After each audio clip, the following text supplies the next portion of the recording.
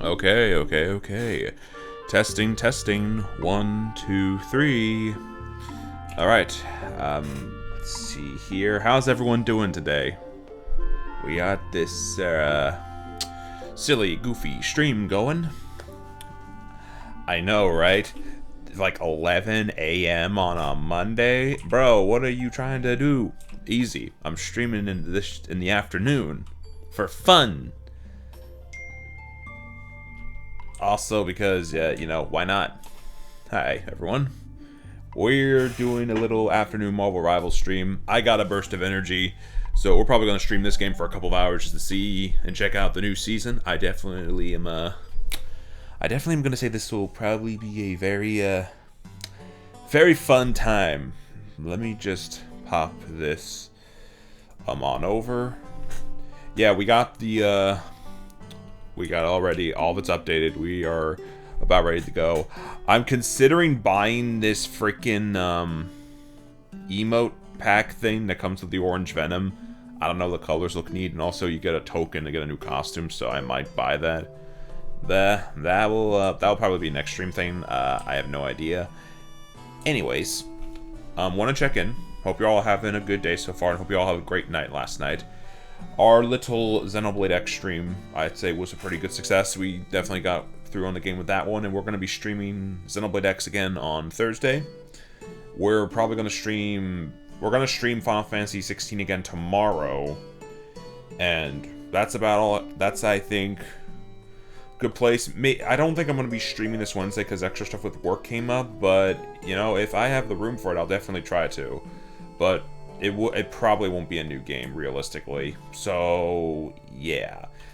Nothing new till next week, I guess. But we're definitely going to check out the new Marvel Rivals season. I've been dying to check this one out. Especially since they added a very peculiar character to the game that I really want to just... inspect, to put it bluntly. So I hope this will be fun for everybody. So... let's do this. I'm gonna freaking turn this audio off real quickly and turn on the main audio. There we go.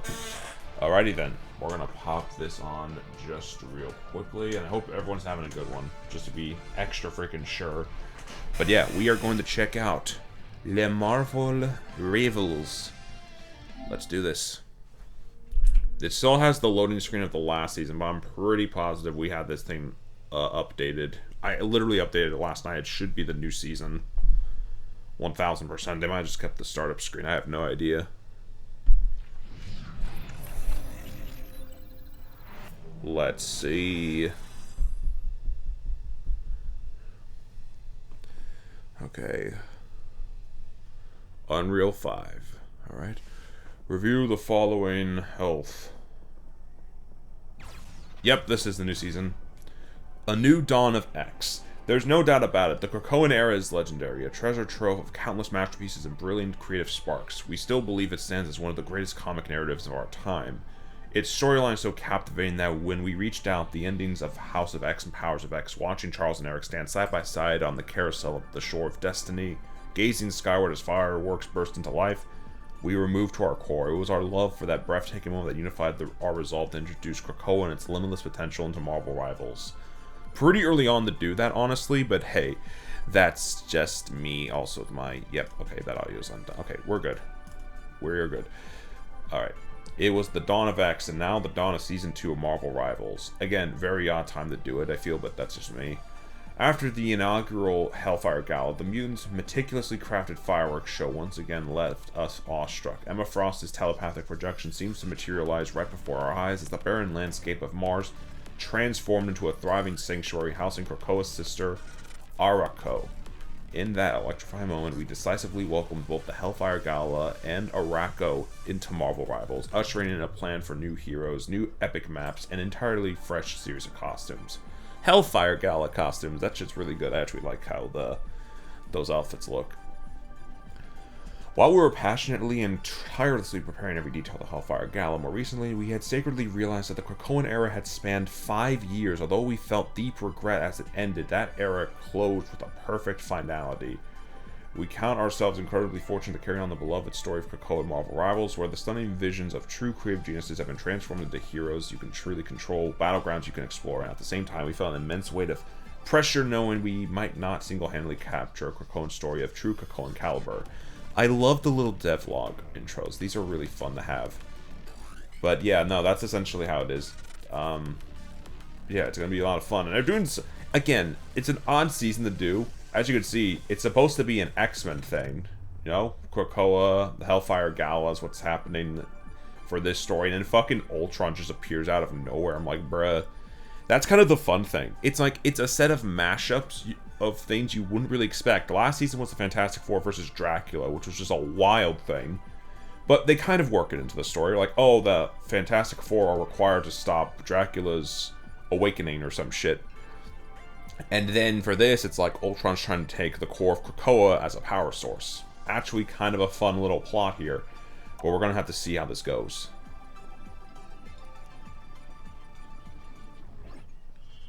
Alright, let's see this intro.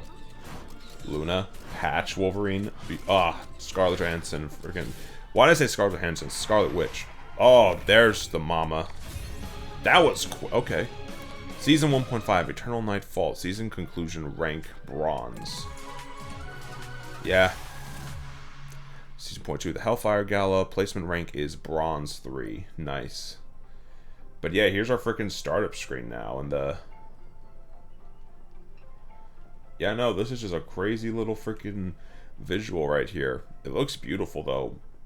Totally not for a certain area here, but that's neither here nor there. Anyways, let me see. Do we have a Hellfire Gala? Okay. Let me see. What's this all about? Okay, we have a bunch of different missions, it seems. Oh, we just get it because. Okay, neato. Defeat 6 enemies, equip my competitive or practice AI. Complete 5 matches. Okay, so we have a little bit of ranked missions. The Cerebro file. Okay, that's neato. Freaking, yeah, okay. We gotta check out the new stuff, because we have a lot of... Here, let's head to the store real quickly just to check out characters. We'll save freaking Emma Frost for a separate thing, but before we do any gameplay, we have to look at the freaking characters. Okay, so this is all the MCU stuff. Yeah, it says Marvel Cinematic Universe. We have to go to costumes really quickly. Okay, I need to look. We're probably going to buy Spider-Man at some point. I'm still saving up for that. Realistically, let me see here. I want to make sure. Goddess of Death bundle. I don't know if that's new. Is that new? This looks new. Regardless, it looks great. I love the gold accents. If they gave her a more traditional crown with the look, at least a couple of horns coming out the back, I think this would have been a fantastic look for Hela. But, again, I think it looks good. As an artist, it looks neat. Maybe 1 or 2 extra elements here and there, but other than that, it looks really solid. Let's see. Okay. Yeah, these are skins I'm pretty sure we've looked at before. Yeah, Sung Jin, 2 different Spider-Man collab skins. Saw those 2, saw this dude. Okay, I think... Yeah, one more up here, and I think we're getting to the Lingering Imprint skin. That's a neat skin. Oh, they don't have the Hellfire Gala skins yet. I thought they would have had those in here by now. Let me look. There's definitely new skins, though, from here. We checked out everything from here. President Loki looks fresh as fuck. Goddess of Thunderstorm looks odd, mostly just because of the blue hair, but that's just me. You know, if they made it white and maybe gave some of the blue to the outfit, it would have been better. I don't know, just me. Kind of like the What If version, honestly. Something like that probably would have looked better to me, but that's just me. Spider-Punk 2099. Yeah, it's cool. Steam Power Iron Man, also very cool, but very intriguing to say the least. But now we actually have some actual new skins, everything from up here. Let's look at MCU Moon Knight. Yeah, that's about as perfect a translation as I think they would have given it. Like, yeah, no, it looks good. The MCU Moon Knight costume I felt was always a really good adaptation. The idea that they incorporated more mummy aspects into the design I felt always was a cool idea. Maybe if they do a season 2 and they give Jake Lockley a costume, they do this, but like make a good chunk of the costume black. Like every like little under part of the armor, except like the shoulders and the chest and the hood would be black. So like the mask under the hood would be black, the arms would be black, freaking legs. That's my idea of how a Jake Lockley MCU suit would look. Like it'd look more like that version of the Moon Knight suit. But other than that, this is a perfect translation of the comics. It just looks really good. Great use of white, silver, and gold accents. Very clean. Yeah, pretty good. Solid 8 out of 10 design. You love to see it. I thought this was Blade. What the hell is this? This is supposed to be T'Challa. Thrice cursed king. Why did they turn him into a vampire? They have a model for Blade. Could they not just put Blade in this thing? Like, dog. Let me see. Yeah, this is an original skin for season 1. That's interesting, though. That is interesting. I don't know. It looks a little weird. Yeah, they gave him... It's vampire Black Panther, I guess. I have no singular clue about any of this. But it looks neato. Let me see. I mean, it has a neat apparel to it. I like the freaking pinkish red accents on it, and also the distinctness of purple. I think that's a neat little color combination.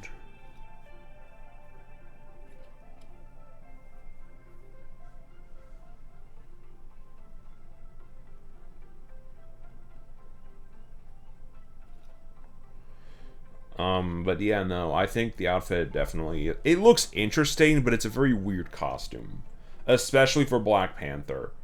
Because, like, again, they got no mask. Because they could have put the right shoulder plate as a mask on this guy. Because now he just kind of looks like a weird costume for Blade now. I don't know. It's a little weird to me. I give it like a 4.5, 5 out of 10. Again, not a bad outfit, just not my thing. Though I think the color combination is definitely interesting. I just don't think it works for T'Challa. Alright, is this supposed to be that version of Thor? Freaking Odin Force King Thor from the freaking Thor The End comic? I think this is supposed to be it. Thor 1998, number 60. Oh, it is supposed to... I think it is supposed to be that version of Thor. It's always weird looking at these alternate universe versions of characters, especially in a game like this.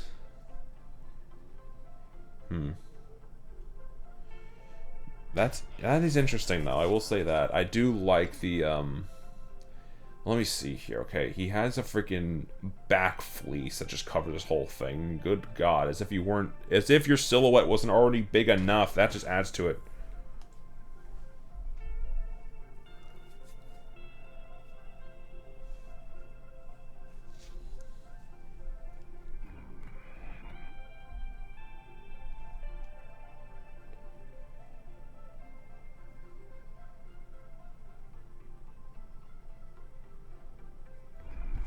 It's weird.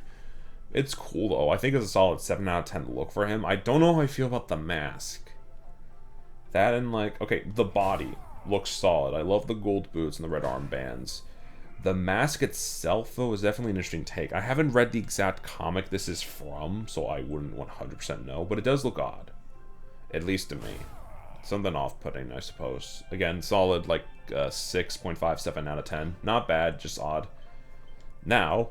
Hawkeye, the Ronin bundle. Yeah, frickin' Ronin, baby. Heck yeah. Man, that looks clean. I'm happy it's not the endgame version of the costume, because this just looks so much cleaner. Love the look. Black and gold, it just looks so clean. It's a solid 9 out of 10. I love the look. There's just no reason to deny it. The shoulder pads, I think, are a bit much for this type of outfit. I really don't think Hawkeye should have them, especially knowing the type of work he does. But hey, it's still really good looking.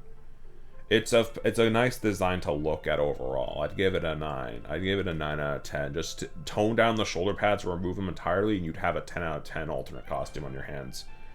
Let's see. Le Hellfire Gala.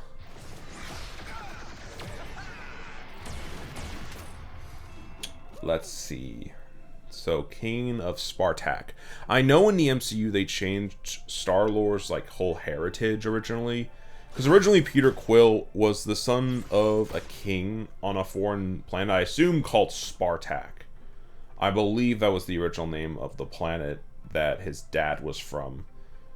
Yeah, newly elected president of the Spartak Empire, Guardians of the Galaxy 2015 #1. I don't know if that's exactly the comic origin of the outfit, but I like the design.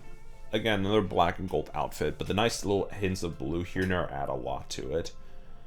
I don't know, Star-Lord outfits without the mask look very off-putting to me. Like, okay, with this one, it seems like it's the actual Rivals version of the undersuit. But then it's like we have the Chris Pratt version. That's like a whole different face. Like, dog, the comparison is crazy. We have fucking, like, dollar store Chris Pratt looking ass here. And then in this new skin, we have a freaking bootleg Chris Evans, Steve Rogers. I think that's funny. I think that is quite hilarious, if I do say so myself. But yeah, really no notes. Just a fun looking design. I think it definitely has a little bit of a spunk to it. I like the incorporation of the actual Guardians logo on the front and on the back here. Whoa, quit spinning, bro. Calm down. Calm down. Calm down. But yeah, the logos on here are pretty cool. I didn't notice the gemstones. He has the blue and red gem on them. I guess that's an interesting add-in, but I don't really see the point of it. You could have just given him like a gold, like a topaz stone in its place. Then again, that might have blended in too much of the gold. I have no idea. It's a solid like 7 out of 10 for me personally. Just not I don't vibe with it 100% because it's maskless, but again, I think it looks fine. All right, now let's do this. Let's look at the mother. The mother of just take a look. Oh my god. Emma Frost. Jesus. Oh my god. You can see her ass. You can see her ass curve. This is insane. Yeah, she knows I'm looking at her. Yeah, yes, I see you. I see you, queen. You don't need to give me the fuck me eyes. God damn. God damn.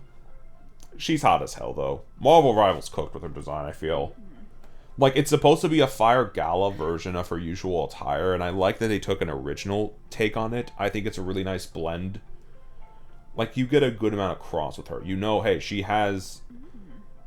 It's just, like, yeah.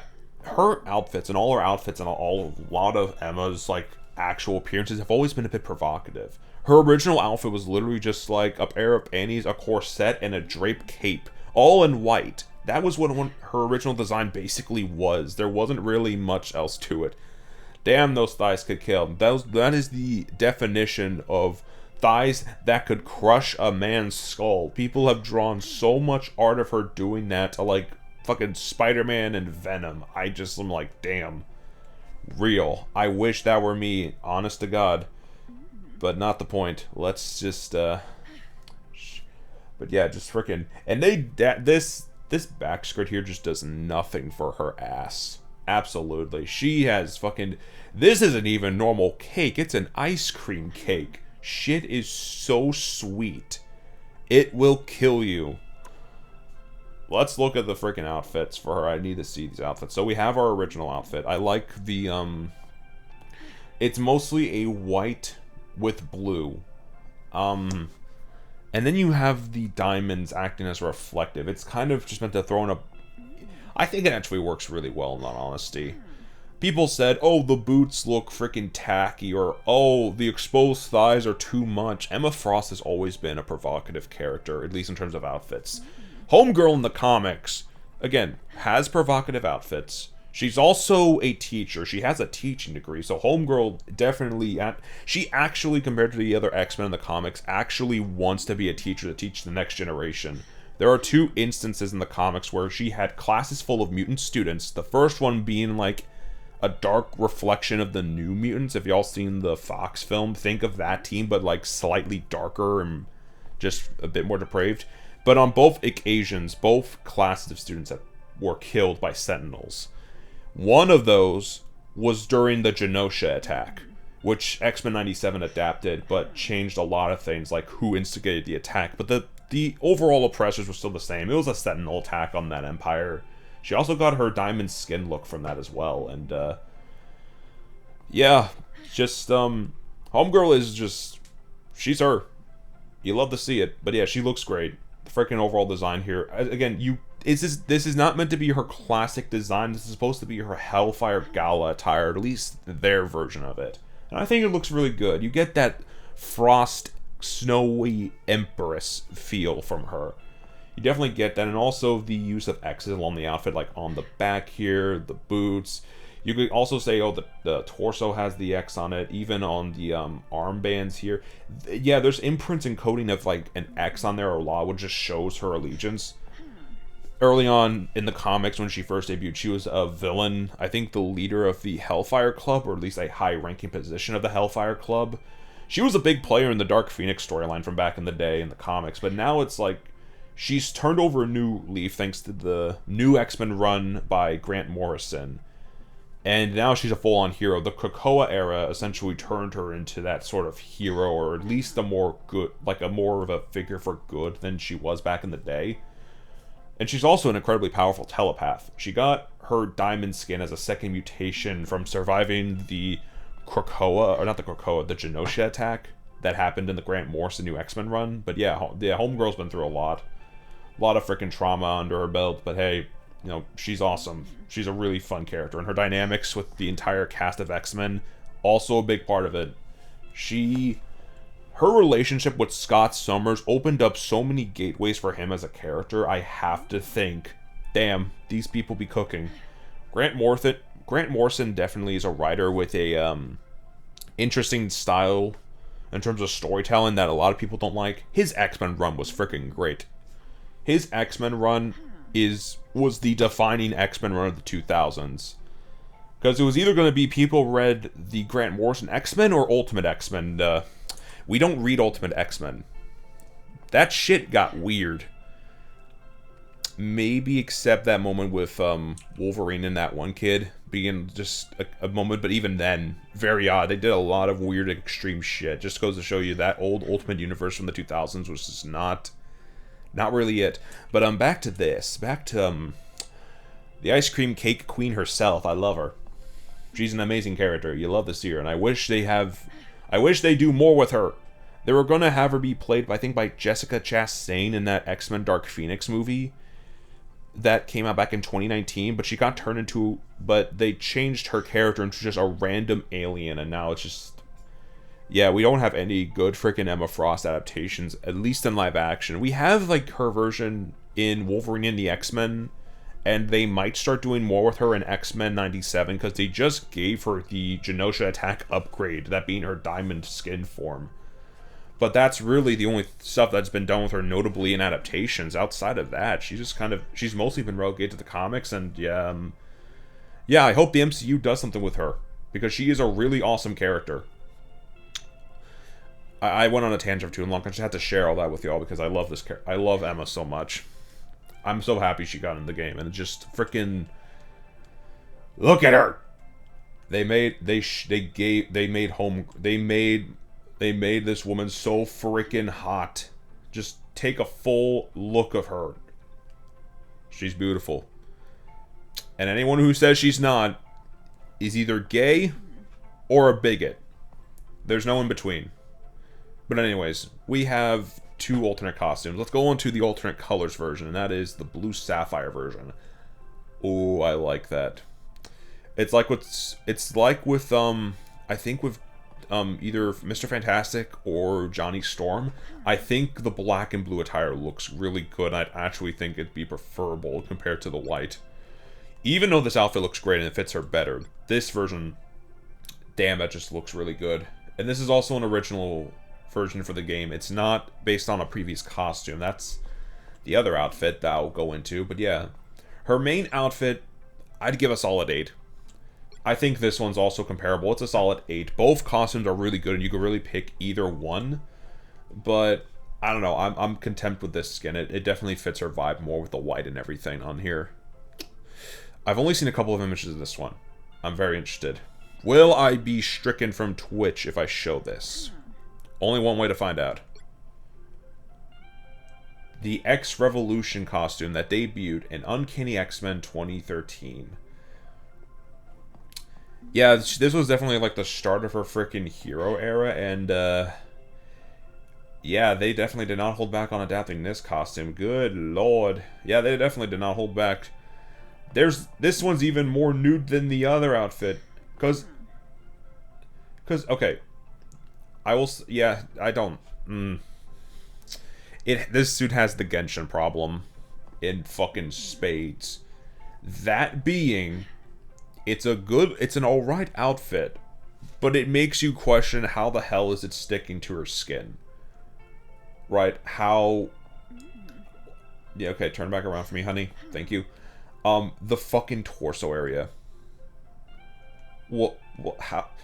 How is this an outfit that's sticking out? How are the freaking... those breast flaps sticking onto you?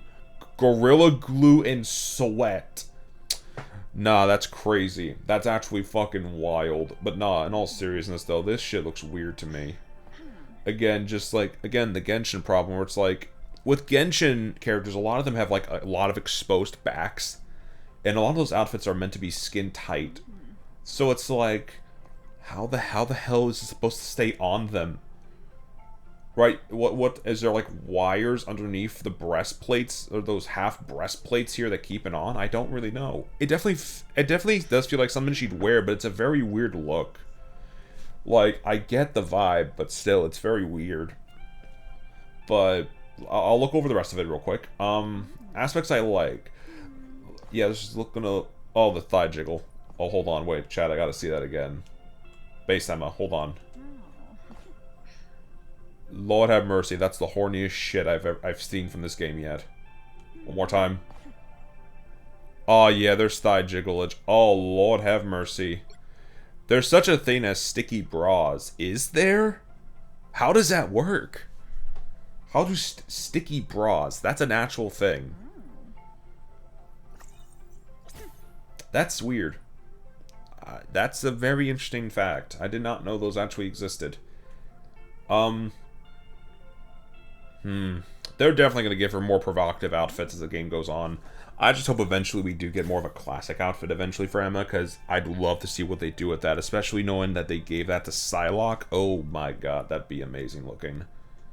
But let's see here. Diamond earrings look very solid. I don't know how I feel about the hair. It looks weird on her. Half slicked back, this big front part of it here. I don't know. And the curl up in the back. It's definitely a weird outfit for her. I would not prefer this over the original by a long shot, but I don't think it's the worst. Maybe a 5.5 for me.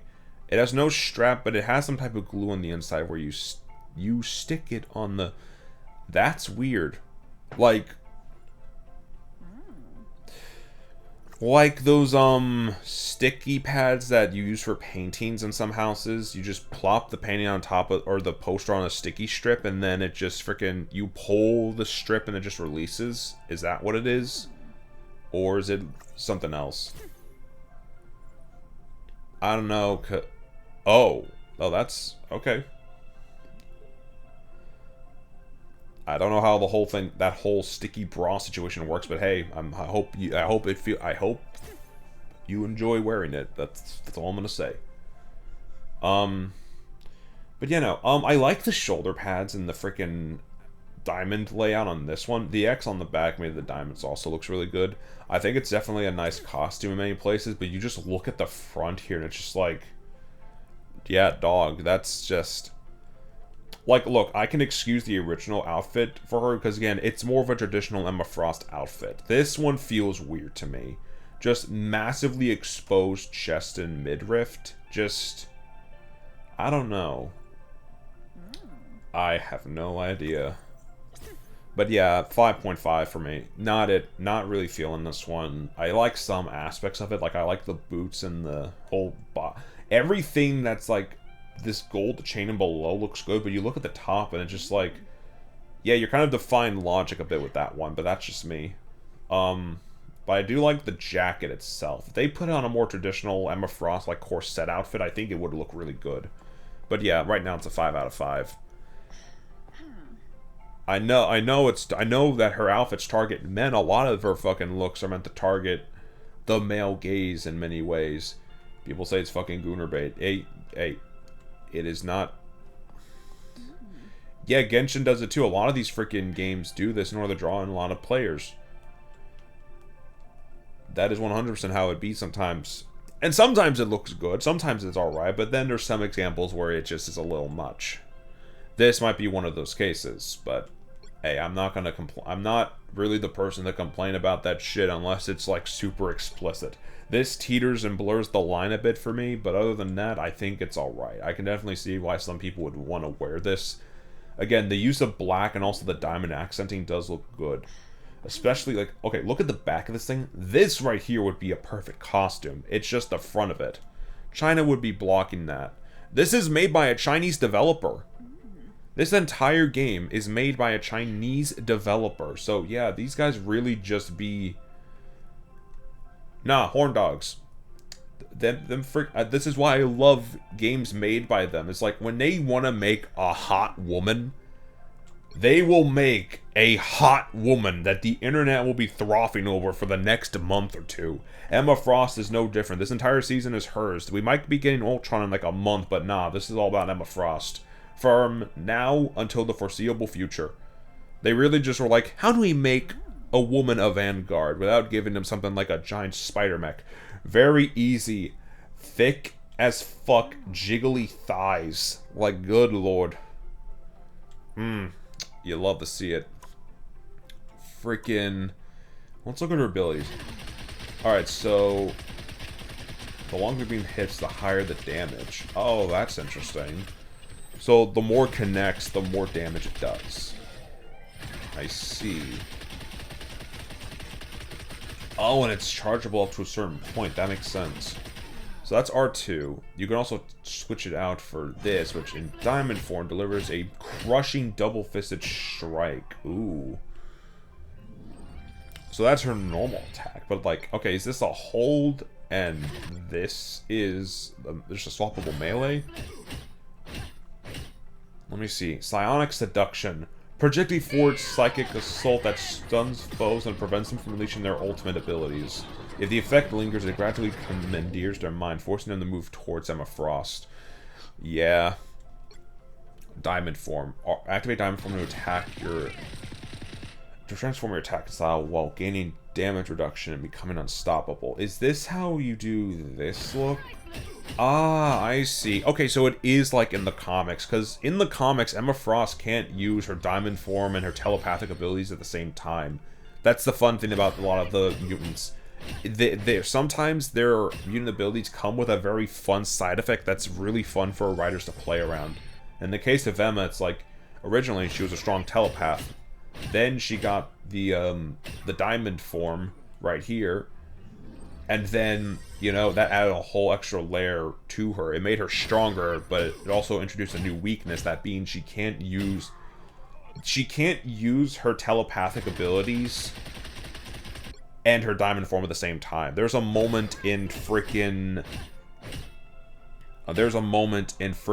X-Men, I want to say in like the 2013 run, where that black and gold costume comes from, where, you know, her arm gets taken off by a sentinel blast, I believe, and she has to stay in her diamond form in order to stop it from bleeding. And when Namor comes in, he comes and holds the wound so it doesn't leak any blood and she doesn't die from blood loss.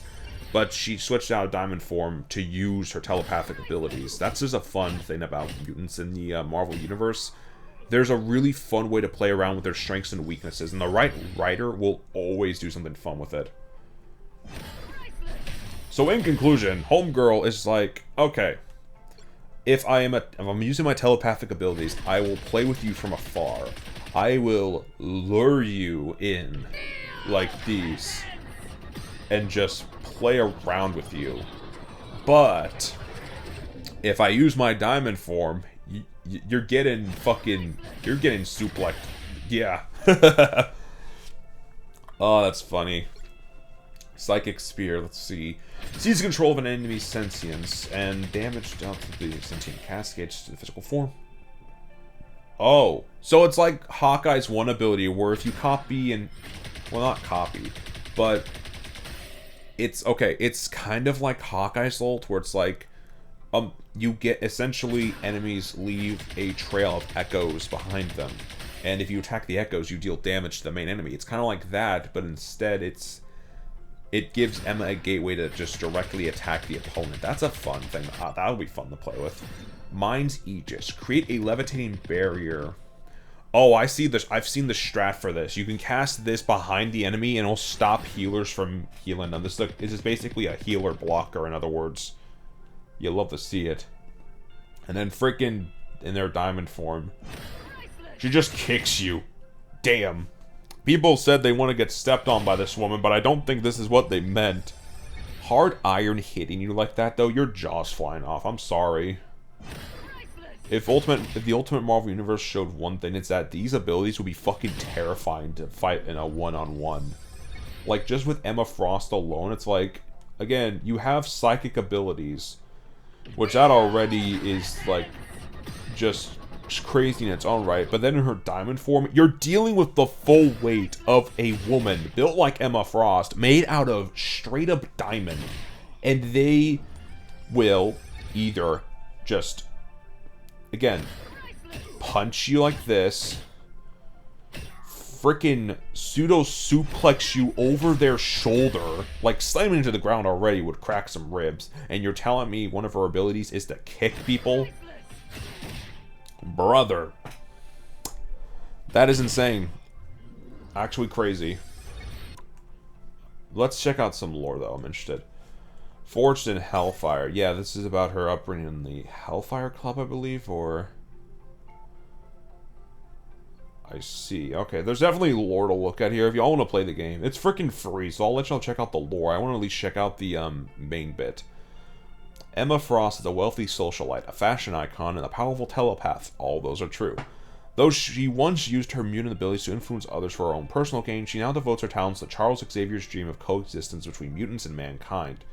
After Krakoa was transported to the year 2099 through a temporal storm, Emma and her Hellfire trading company defended the island nation against multiple hostile corporations. She then convinced the Quiet Council to approve a Hellfire Gala to chart her people's future in this new timeline. Oh, so Krakoa would have been more fun for me if she's grown. Oh, that, yeah, freaking, yeah. Okay, so the lore of this is that all of Krakoa got shot into the year 2099, essentially. They've been really putting a big emphasis on that year with this game. Like, Doom 2099 was one of the villains of Season 0. They have references to Miguel O'Hara and, like, a picture of his Spider-Man costume in... I think the Spider Island or New York 2099 map, I believe. The one where you have to escort the giant spider around. I forget which one. But yeah, no, freaking... Their emphasis on 2099 is so wild. I'm surprised there wasn't more like 2099 based outfits in like Season 0 or 1. You'd think those would be there, but that's interesting. And we have some proficiency missions. Very interesting. Alright, I think we are about good and ready to get on with the character. Now we have team-ups, which they did update these as well. Need to look at these just real quickly, just to get the thing. So yeah, they removed Metallic Chaos and Voltic Attack. But we now have new stuff. Essentially, we have an Emma Frost, Magneto, and Psylocke ability. Mental Projection. Which, yeah, I think it's like she leaves mental images of those two around, and it allows for more of an attack. Stars Aligned is basically a move where Winter Soldier punches Cap's shield and the shockwave damages opponents. Arcane Order is a team up between Doctor Strange and Scarlet Witch, which I think is like, oh, she can now attack people with Strange's magic. And also, Namor's been moved to Gamma Charge. Those squids that he can drop are going to be so fucking annoying, I swear to God. But it doesn't look like they changed much else. Other than that, we are good. Alright. What's this? Yeah, we can get a new Mantis skin and we beat all the bundles. I want to look at this real quick. Oh, I don't think I can. This. But yeah, we have 4 days to do this mission, and there's already a couple things. Read Emma Frost's lore, Forged in Fire. Interesting. So that's one. Alright, stun 10 enemies with Psionic Seductions. Emma Frost. Win 1 match in Krakoa Hellfire Gala. Secure 40 assists in quick match. Deal 10,000 damage to Emma Frost. Take 20,000 damage to Emma Frost. Complete 5 matches and defeat 60 enemies. Simple stuff. And you get some cool stuff. And hell, the big reward is going to be... Oh, you get more currency for outfits. Alright, enough time. We got to play this shit. It's time to cook. Let's do it. Let's actually get this show on the road. But yeah, no, without a shadow of a doubt, this is funny. Also, they added in the Venom twerking emote. I forgot to mention that. Ah, damn it, we're in Central Park again, of course. Of course we're in Central Park. God dang it. The right heroes could make all the difference. Alright, let's see. Can I get Emma? I wanted to at least give her a shot. Alright, we have anyone who wants to be Magneto Sock? Okay, perfecto. Perfecto. We could use a Jeff or an Iron Fist, and then Punisher. Either one works. Alright, nice. We got both of these doofuses in tow. This will be fun. Yeah, we just need someone else. What the heck, Moon Knight? I need to see what. The fucking... Oh, wait, I think I know what you're talking about. The emotion. They'll be coming in 30 seconds. Stay strong. Emma Frost's voice in this game is also just amazing. Okay, we do have a thing. There's not really much of, like, a movement thing here. She's a vanguard. She's supposed to be more about defense. Don't keep track of that either, but I'm glad to have you back.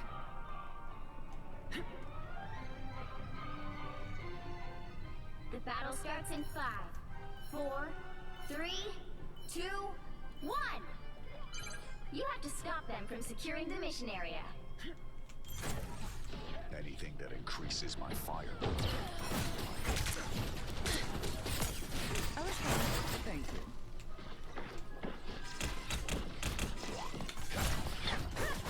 Oh, I'm sucking at this. Oh boy. Well, this is fun.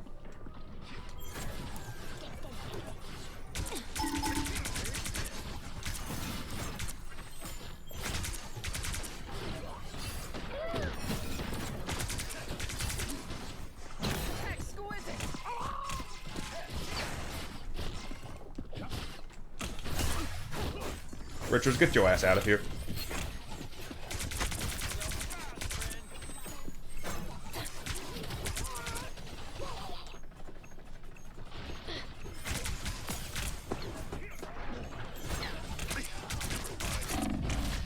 Oh god. Ran right into them. That's a what now? That's an Ankh? What does that mean?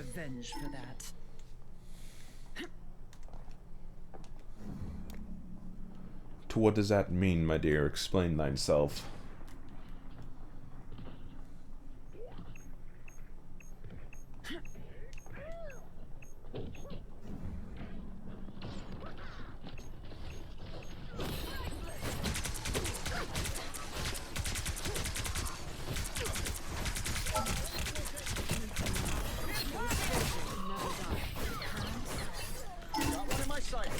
As cold-hearted as your name suggests, Frost.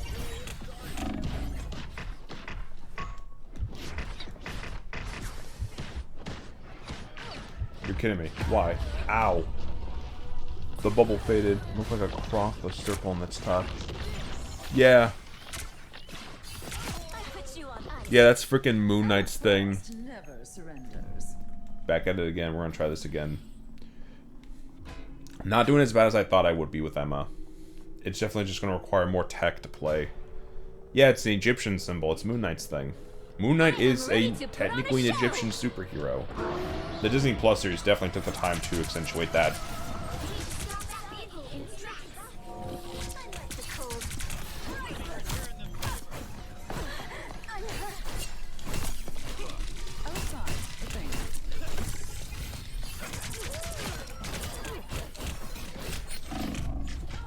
Damn, the range was crazy. Me like her then. You mean him, it's Moon Knight. Frickin' Mark Spector. Played by Oscar Isaac in the MCU, by the way. So, yeah, if you like Oscar Isaac, you'll probably like Moon Knight. I don't know, I watched the series originally when it came out, and I thought it was alright. I thought it was nice.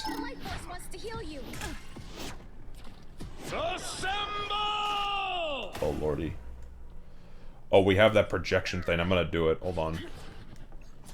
I have to freaking go around.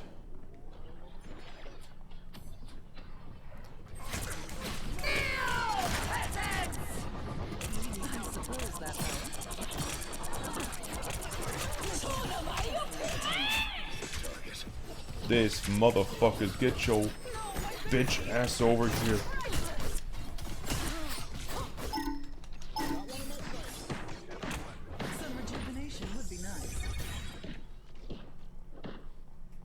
A nice deep thing.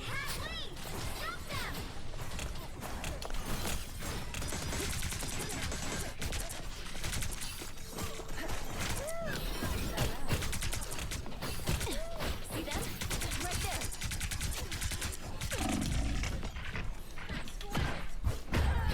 Damn. Moon Knight's more or less a vigilante. He's killed people in a lot of ways, so he is technically an anti-hero. Just know that Moon Knight in the comics is a whole different beast compared to the one in the show. Like, for example, in the MCU, they made Moon Knight basically Indiana Jones, but he's also Batman. In the freaking comics, Moon Knight would be the guy that would just drop a bat jet. Like, Moon Knight in the comics is a whole different beast. He essentially will drop a fucking jet on a dude just to get rid of him and avoid conflict. Like, that's crazy to me. Oh, fuck. Oh, fuck. You know what? Square up. Hang on, I got you. Steve, you better be uncomfortable with me, because I'm ending you. Fuck.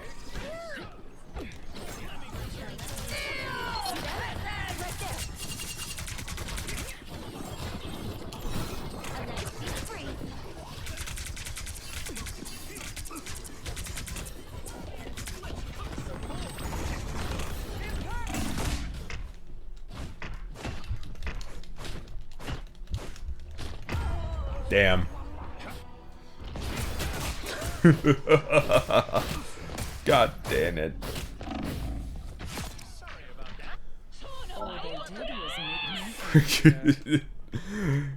Steve?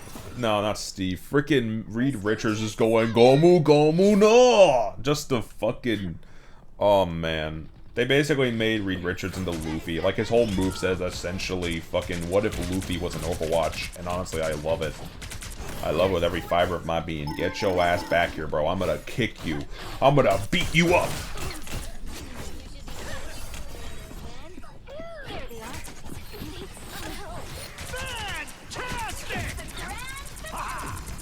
Get your ass out of here, bro.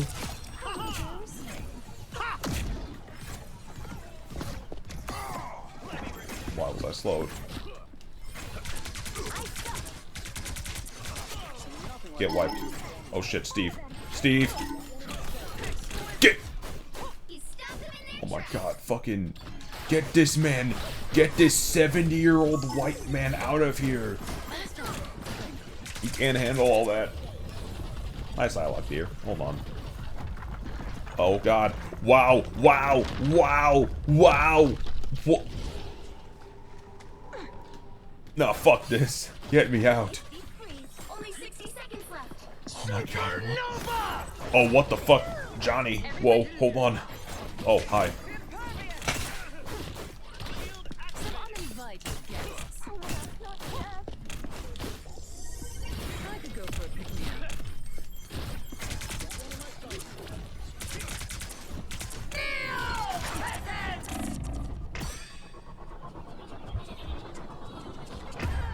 Damn it. I tried. That was a waste of an ult. Predictable outcome. I'm doing this my way. And now there's hellfire to pay. Jeez. As it should be. We're about to win. If we could just hold them off on the objective a bit longer, we got this. Hi, Reed. That can get rid of me, huh? You were dumb as fuck. Anyways. That's what you get. You barely give your wife any time. You don't know how to treat a real woman. I hate to break it to you, dog. Oh, shit. Johnny! Get the fuck! Oh, God! I can't hit him. I don't think I can hit him. The beam is weird. Like, it works on ground level, but I'm not getting that much range of it. There's Mark Vector. There's Moon Knight.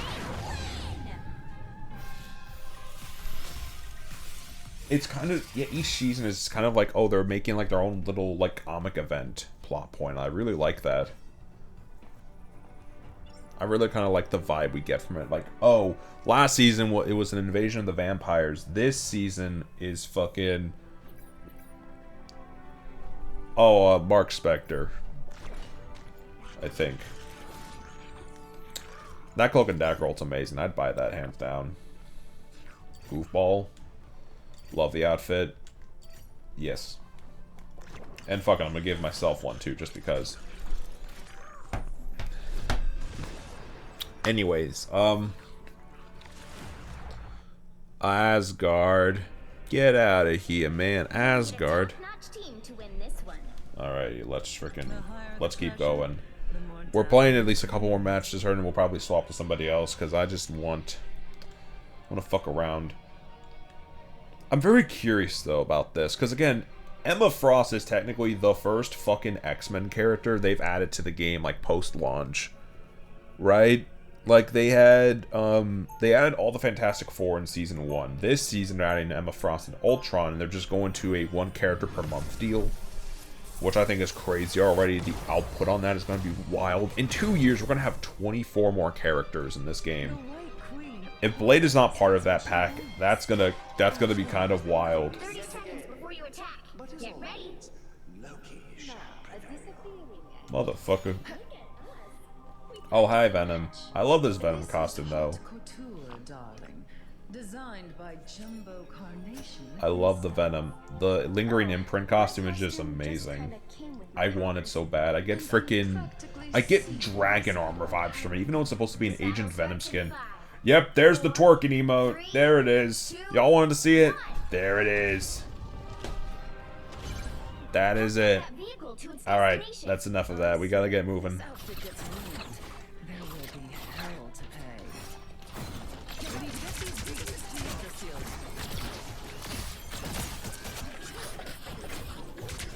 Hey, Spidey. Hi, Spidey. There's Venom.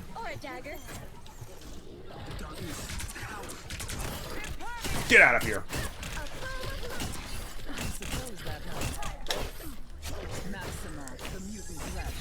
I think we got him. I have no idea. He might just went away. Oh, god damn it. Get this woman out of here. Get this... Magic, I love you, hun, but you're done for. Anyways, as queen of this squad, I ride on the back of the thing. Oh. Well, that's that. As you can see, Venom is running away. You love to see it. Venom!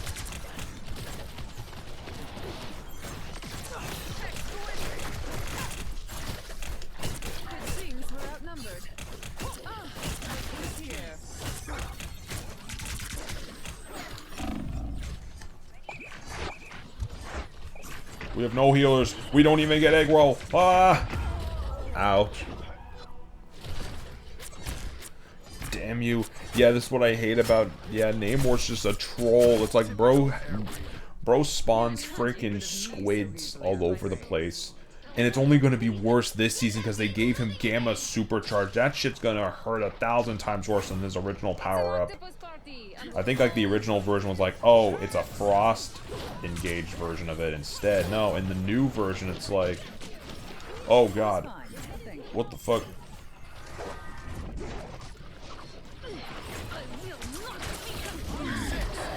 Oh lordy. You a bitch. Remember that? Die. Use a bitch. Oh god. Yeah, we're gonna need someone to get up there. Bro! What the fuck was that? Just a random ass shark. Brother. Well, Susan's dead, damn it. Spyron is being a total troll as always. You love to see it. Get out of here, Spidey. Get out of here, boy. You is not. You is not him. You is not him.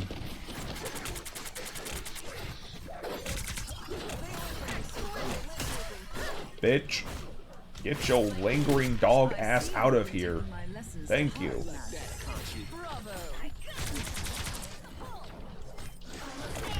Oh god. I didn't even know bro was there. Holy shoot. Holy sherbert.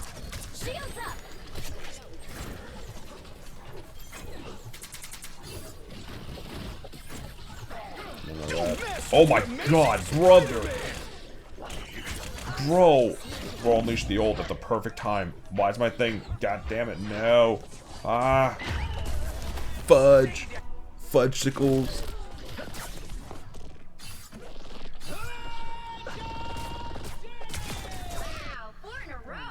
Damn. Okay, if they're still at that spawn point, I'm definitely gonna frickin' unleash the ult.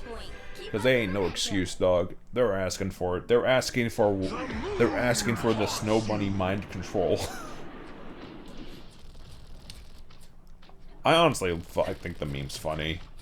Like, yeah, there are 3 women in this game, all with the fucking, this white outfit, blonde, blue-eyed look.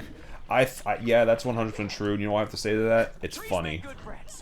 And it especially is with Emma, because, like, you can argue with the first 2. Yeah, they kind of works for Sue and the cloak. It's not really working for fucking Emma. She's a dominatrix Snow Bunny, if anything.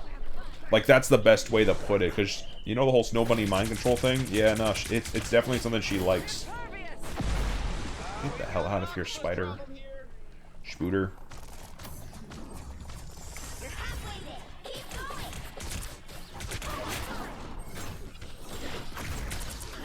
Spider-Man, you suck. Venom, you suck. Get out of here, Venom. Get out of here.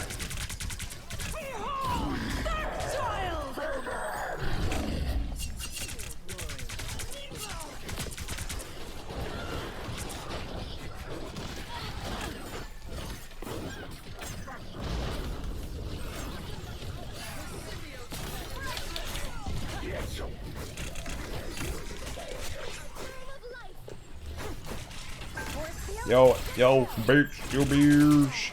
Hi, Steven. Hi, Mark. You gotta die.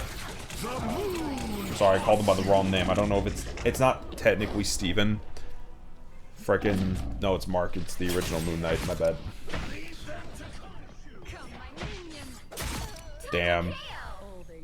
You suck. Anyways. Oh, hell no. We gotta get back on that point.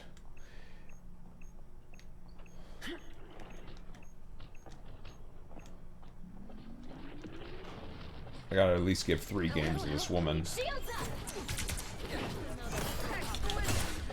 Hey, Spider-Man. Hi, Spidey.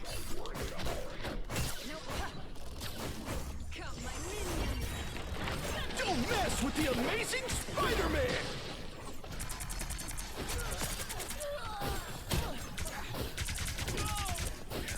I see you've been taking my lessons to heart, Magic. Bravo!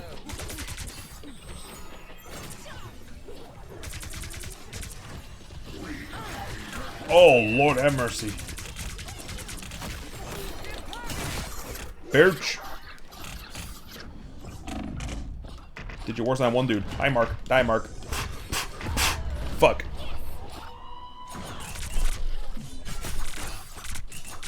People forget how tough Spidey is. I honestly thought they gave Steve Blum 3 roles in this game originally. That being Venom, Wolverine, and Moon Knight. I was wrong about Moon Knight, but nah, Steve Blum plays freaking both Venom and Wolverine in this game. I don't know. His Wolverine voice is iconic, no doubt. I kind of prefer the X-Men Evolution voice for him a bit more, honestly. That version I do like more.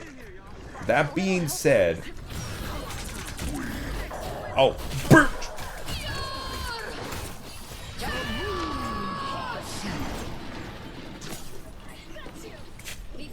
Brother, get over here. Whoa, oh god, whoa, whoa, whoa.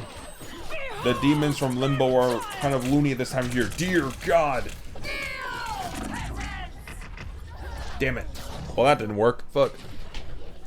Someone sounded like a screaming goat. I am a goat. But I'm the one that makes them scream. Anyways. We have 20 seconds. We gotta get this shit on point. Come on. I'm on. The final 10 seconds. Oh, come on.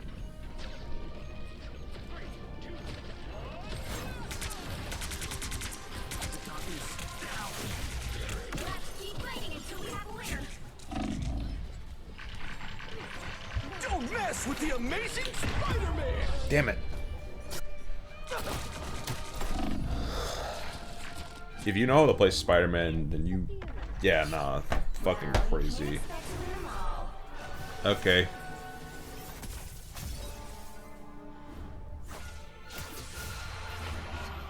Hi, Kang. Bastard. The fact they don't have supports. Nah, that's crazy. That's crazy. I'm gonna just freaking type that in chat.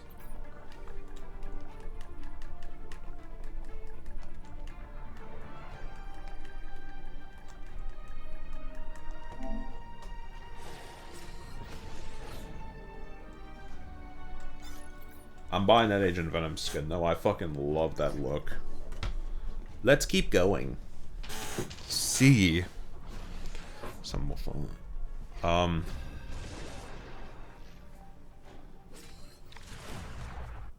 Here we are. We're in Krakoa, finally. Yeah, Doom 29's here because Krakoa got sent to the year 2099. That makes sense. Anyways. I'm weirded out that we don't get a special with Emma and Tony, Emma and Iron Man. In the comics, recently, Emma Frost and Iron Man got, like, married and everything. It's not as much of a, it's like, they generally fell in love with each other. No, it's like a more mutual agreement partnership kind of thing. It's a whole plot with, like, the new Iron Man series, but it was a really cool, like, idea. Those two really, really work as a pair, oddly enough, and that's kind of the fun part about it. Coconut buddy.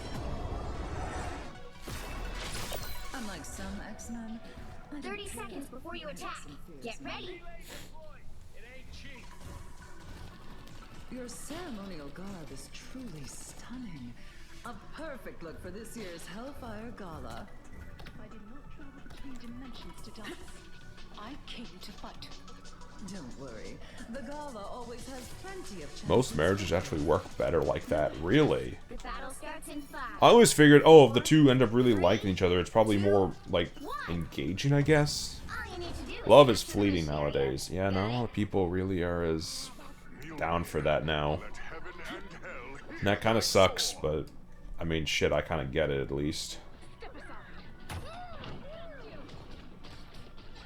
I'll go around here, flank him a little.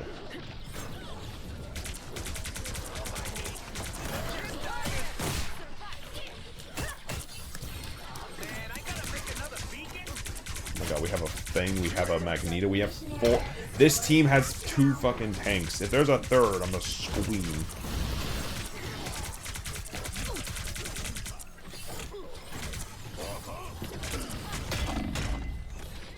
Get your ass out of here, Logan! Damn. Most men are fickle, too. Yeah.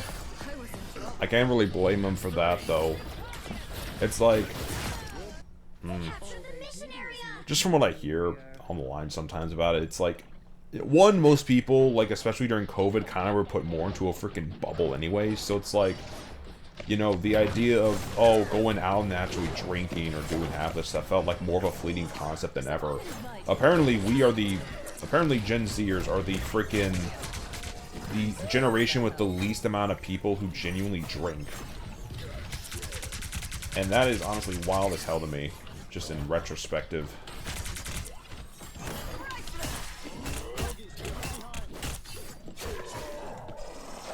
I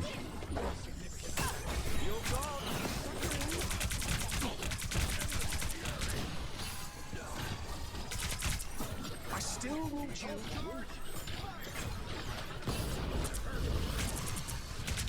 Your team's capture progress has passed the halfway point. Us against the world!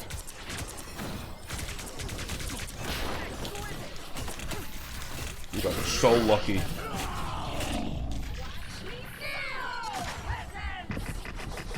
Lord help. Oh god. There's so many men who leave once their spouses get terminally sick or die or have kids. Yeah, that's... yeah. I wasn't really trying to talk about that whole aspect of the thing, or at least the general... oh, that, it's a weird and hard subject for me to discuss, because it's like... yeah, no, it's just a very weird time. Again, COVID made people more... people, just got driven in more, and it just, I don't know.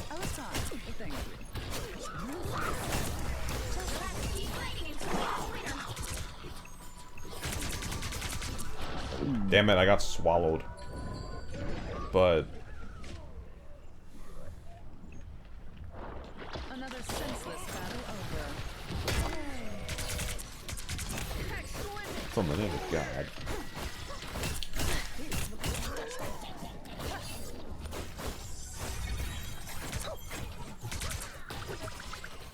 Some uninvited guests. What's with the point? Magneto! Watch me.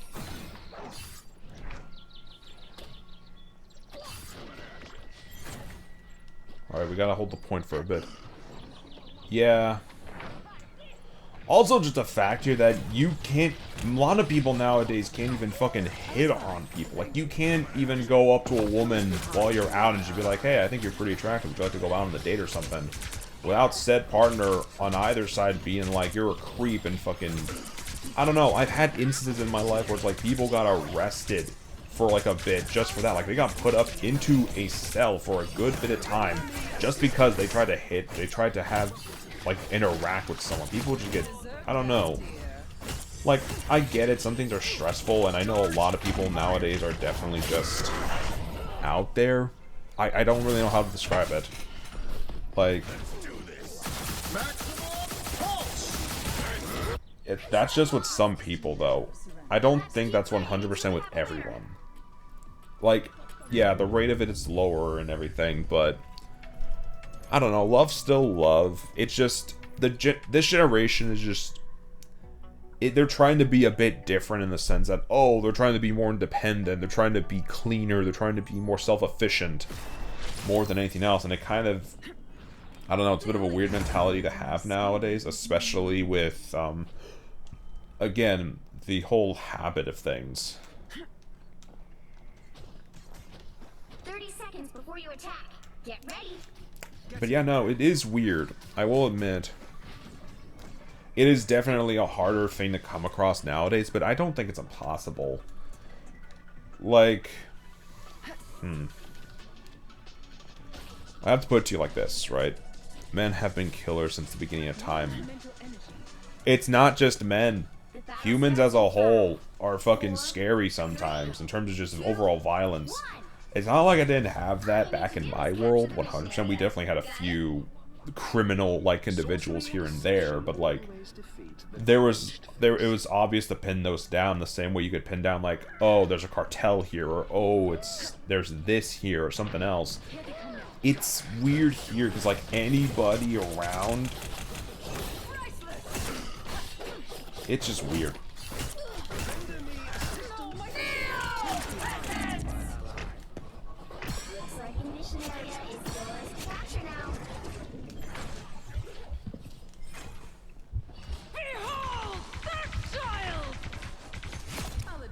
Finally, I killed Logan. Let's go. Logan's dead. Finally. Whoa.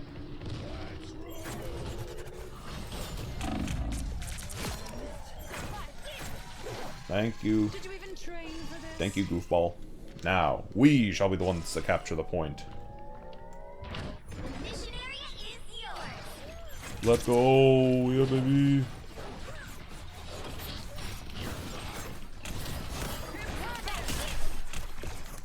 Oh, you motherfucker.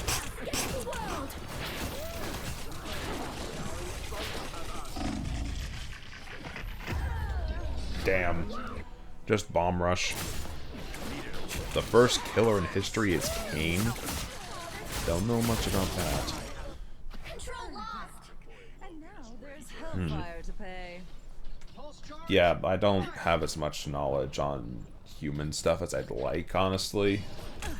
Not for lack of trying, don't get me wrong. I don't know, relationships are all about trust, and it's like nowadays in this age of the internet and all this other stuff, it's kind of hard to trust more people. Again, don't get me wrong here, I definitely think there's a lot more issues at hand that are really pushing away the idea of love, but like, it's a bit different in a lot of ways than I think what I think is right to give credit. Like,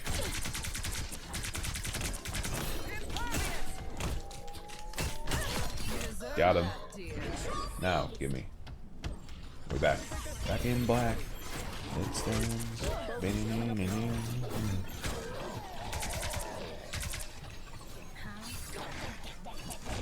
Oh shit, we got the actual Wolverine here. Let's go. Oh lord.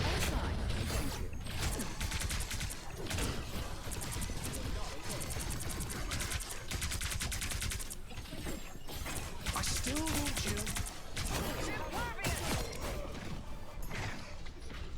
We winning this, hands down. Captured more than half the Frickin'. mission area. Keep going. Oh god. I mean, all the best relationships are built on trust. Romantic friendships, the best ones are always built on trust. And again, in the day and age where it's like people can get catfished online, we have a bunch of scammers out there now. There's a lot of elements that go into like just building distrust. People can just be whoever they want behind a screen, but that's not actually who they are in real life. And sometimes that type of relationship is just not for some people. There's a lot of stories of people getting in a relationship with a two-faced individual and later seeing their partner's true colors either enough. Yeah, a lot of those. And again, with how humans act, people usually treat, and this is how it is then, people usually exemplify and give more attention to bad things rather than the good things. So we don't have as good of an instance of freaking something like... We don't have as many opportunities of this showing off good. Humans fucking like showing and sharing more of the bad stuff, and because our minds are kind of given, either because of primal fear or otherwise, we kind of just focus more on the bad stuff at times, and that can lead to depression. It can lead to a lot of other things, you know. We humans humans give into their darker thoughts more so than I think a lot of other species I know. The White Queen And always gets just what she people in wants. general, right? I see that more often than not now, and it's just a little infuriating. And yeah, the fear of being killed because, oh, you were in an online relationship, that's another thing. Like, don't get me wrong, I love being able to reach out to people across the globe, but it's not always easy to tell that, oh, this person's being genuine. No, they're being, this might not actually be them. Like, they say, oh, I'm 6'5", I have big muscles, I have all this extra stuff, and in actuality, they're just a muffin-toff doofus that lives in their mom's basement or something. Or, oh, you have someone online that says, oh, I'm a hot, fresh snow bunny woman, but they're actually like a 65-year-old man. That type of shit. It's very stupid, for one reason or another. Like, even outside of the identity, I am 21 years old. Or not 21, 22 years old. I turned 22 about a month ago. But, yeah, no, I'm honestly, like, outside of the VTuber persona, I am in my early 20s.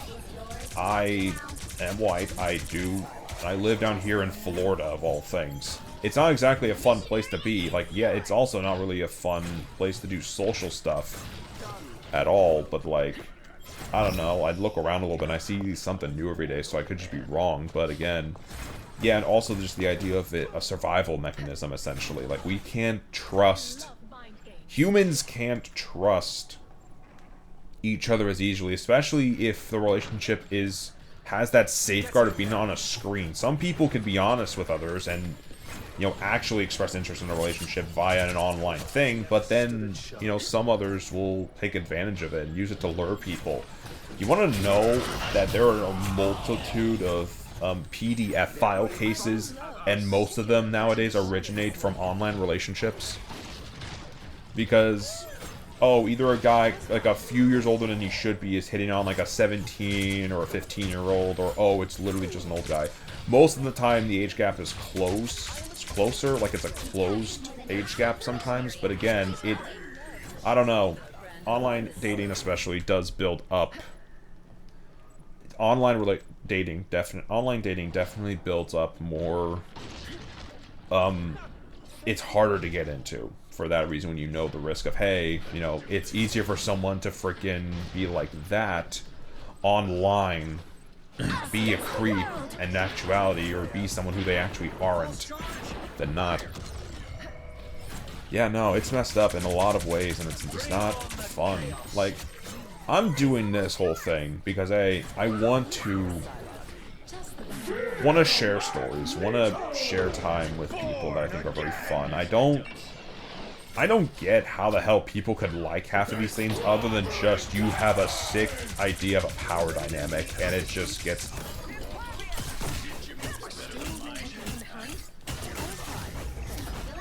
creepier and creepier over time. I guess in terms of this game, online relationships can be very weird because, like, you can be on a Discord call and the person on the other end says, "Oh, I'm like an Emma Frost," but when you meet them in real life, they're like a Magneto. But, you know, with a lot more malicious intent. That's kind of a bad analogy in hindsight, but like the age gap is similar in that regard, and also even changing gender is kind of akin to that.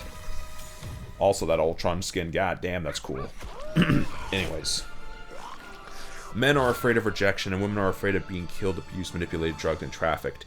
Yeah, again, relationships, and especially romantic ones, are built on trust. That's the big thing. And, you know, I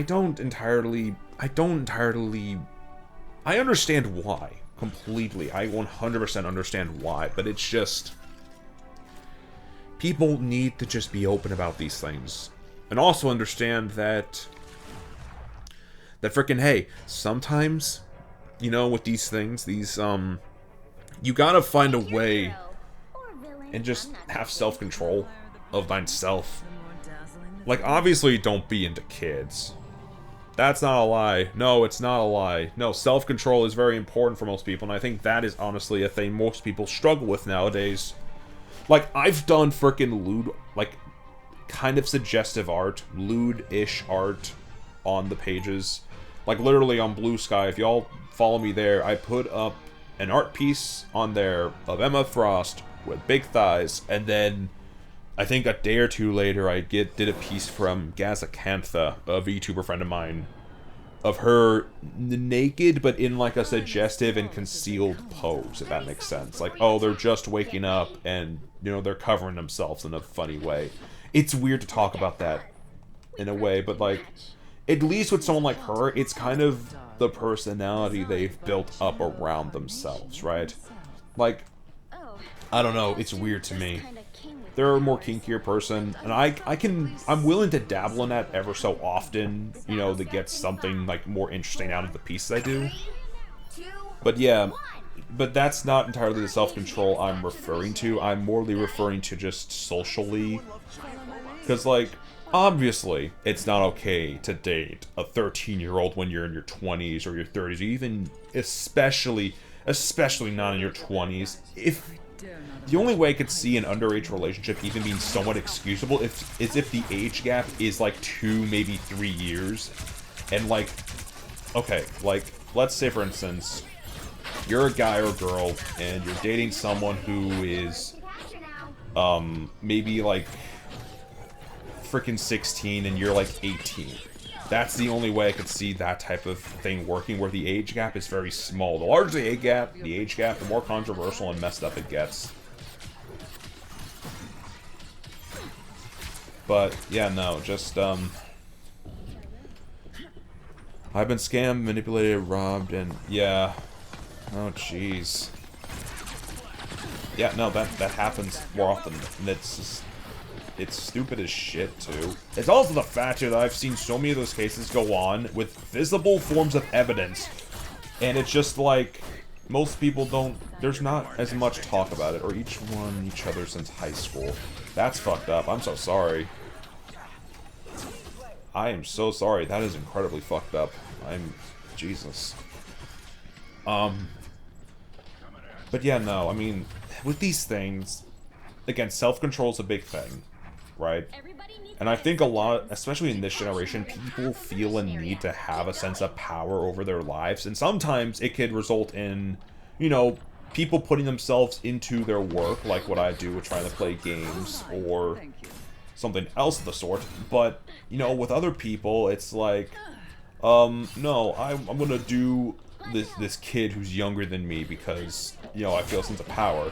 Not like in, well, that's a weird fucking topic. That's a weird way to put it.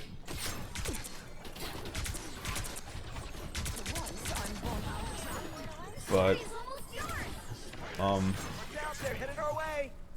damn. Video games are a great way to cope with trauma and also stress in life, which is why I love playing them, and hell, I love streaming and talking. It helps me talk about these things in a way that's just not to myself. Oh lordy. Nice. Video games, people complain, oh, video games incur violence, video games take away from fucking relationships, they're the reason why half this shit happens. Sometimes, maybe, sure, but also a lot of the time people use it as a way to escape from a harsh real world or a life that is not very good for them. You could live with a loving family, and then the neighbor next to you could have a shitty father, an absent mother, be exposed to a lot of elements they don't like, and sometimes playing video games can just help ease a person up after the end of the day. I like playing them for that reason, just going on here, freaking having fun, especially if it's something newer, then yeah, I'm going to be 100% into it tenfold, but yeah, no, with trauma, it's just like, yeah. Got the bingo card for that one? What bingo card? Rose, what are you talking about? What bingo cards are you talking about? Wait, who took my boomerang arrows? Goodbye for now.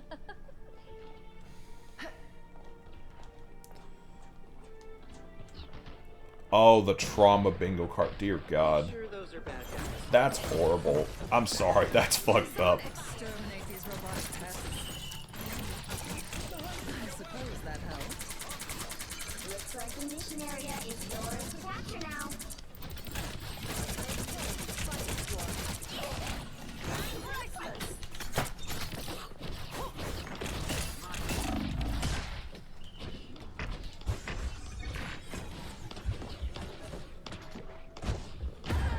Damn. But, yeah, no.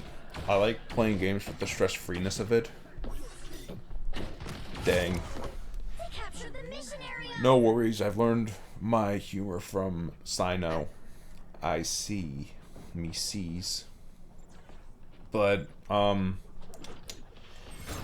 yeah, no, back to the freaking thing. I mean, big reason why I like playing Nintendo games, like, that is, like, a perfect way to, like, have that escape from reality. Like, you want to talk about a game where you can just escape to another world and just enjoy it, free from the stress of reality. Nintendo's got you. They got games for days that are just like that.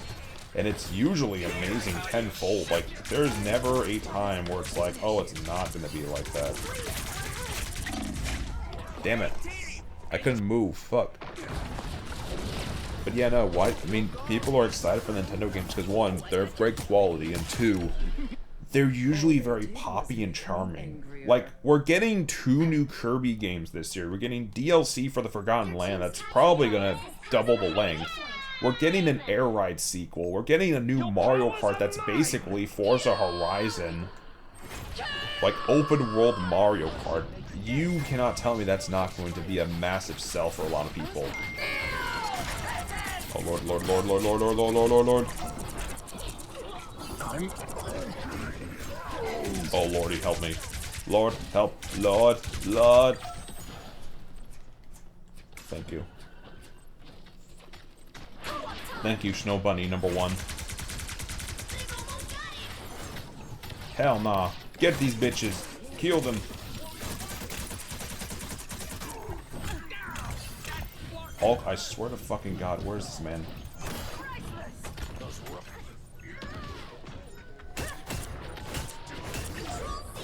Nice. We got control, baby. Let's go.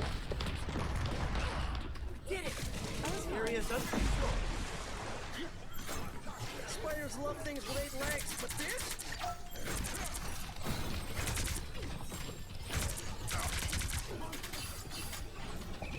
What the fuck? Whoa!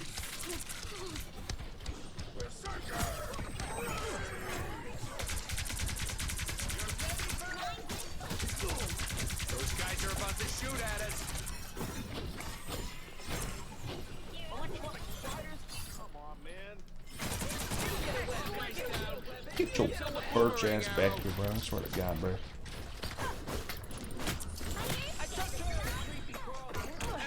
Whoa. Thank you. Someone scratch my back. Bro, this guy playing Loki. Corny. You corny!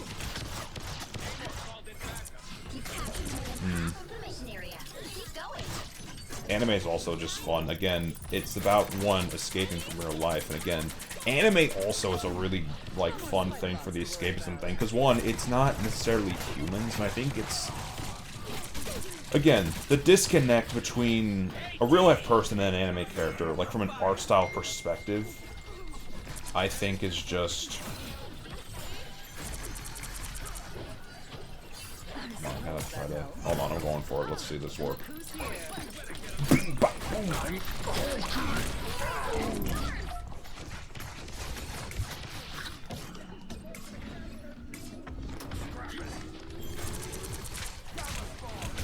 Oh shoot. Hold on. Oh god, hold on. Chat, I'm gonna be right back. Just give me 1 second.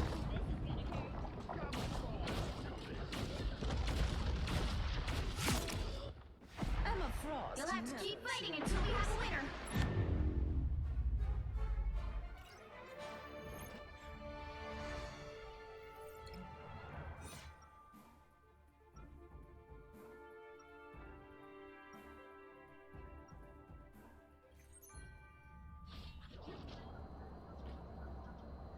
When mutants are in danger, the White Queen answers. Usually.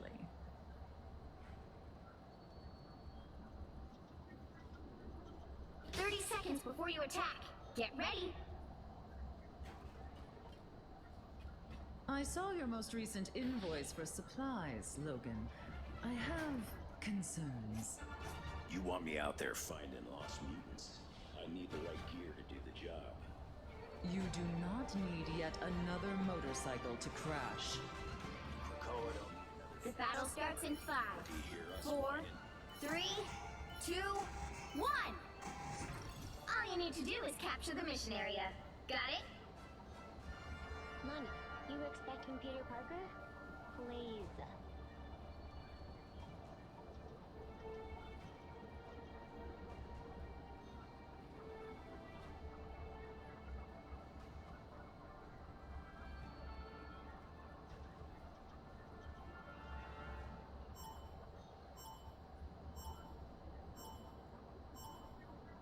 Looks like the mission area is yours to capture now.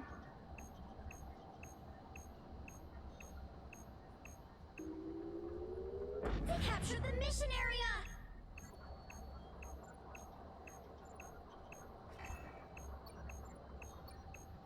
Coming at you.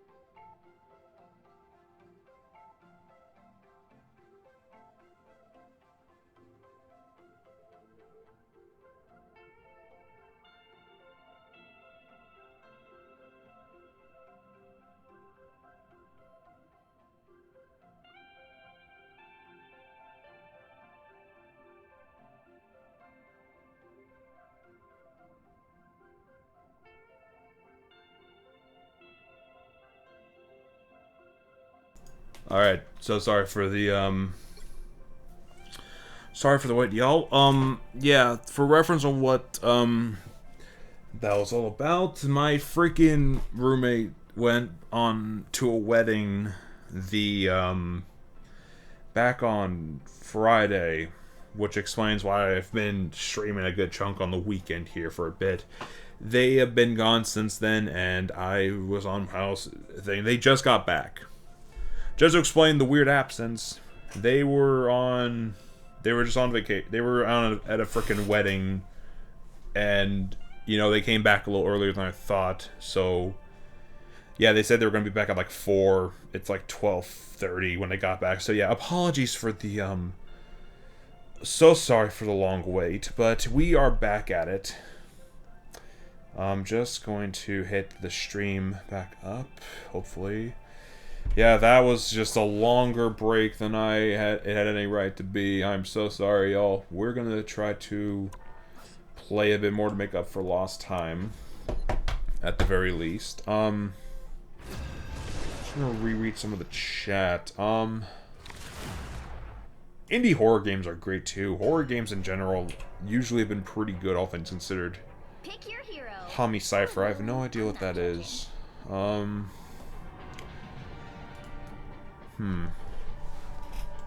don't know. Just a lot of freaking... It's a lot of cool stuff. Alright, let me see here. But yeah, let me just don't know who I'm picking. Fuck it, we'll go Spider-Man. Might as well. I have no other picks really. Someone's gotta stop Doom. I mean, Dooms. Yep, There's only 2. letting the dogs outside now. Freaking. Yeah, like I said, Chad, I thought they weren't gonna be back until freaking I didn't think they were going to get back until 4 o'clock. At 3 o'clock, maybe 4. They got back 3 hours ahead of the plan, which is why I started up this stream early to begin with. But yeah, no, that kind of was just The battle starts in 5, 4, 3, 2, 1. All you need to do is God capture damn, the she's mission taller area. than me. Got it? Dear God. Shatter this So thing if the with a single timelines are all punch. entangled, Yeah, how many don't trust MJs are there? freaking... This could get complicated. Let me see. I dare Get in there. my people. Yeah. I'm opening a render me assistance.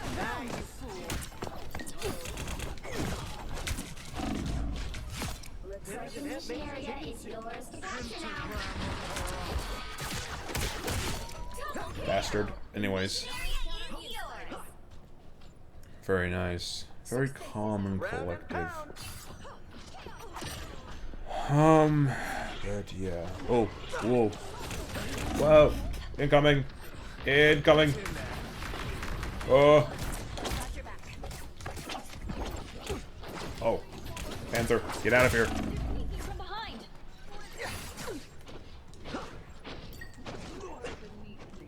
Round and pound. Yeah, that was not how I thought it was going to work at all.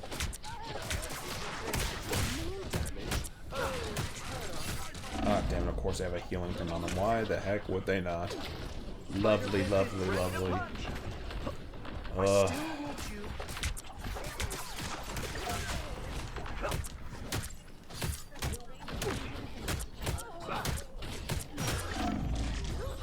Damn it. I was fine with that. Thought I was doing fine. No. You've captured Now I've more got than something half to of the prove. mission area. Keep going. Whoa. Self-swinging from jump is not the most fun thing. Oh, come on, really? Ugh. I still Shields want up. you.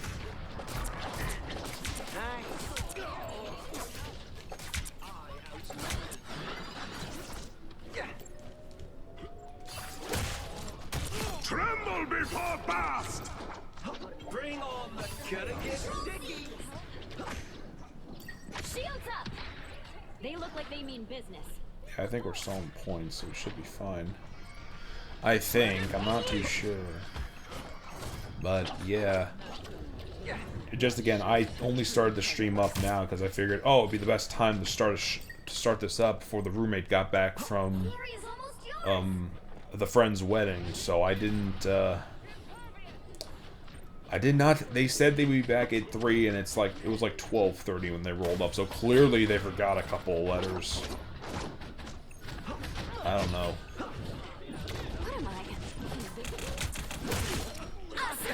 I don't know, they're not always the best with technology sometimes, so I guess it's fair.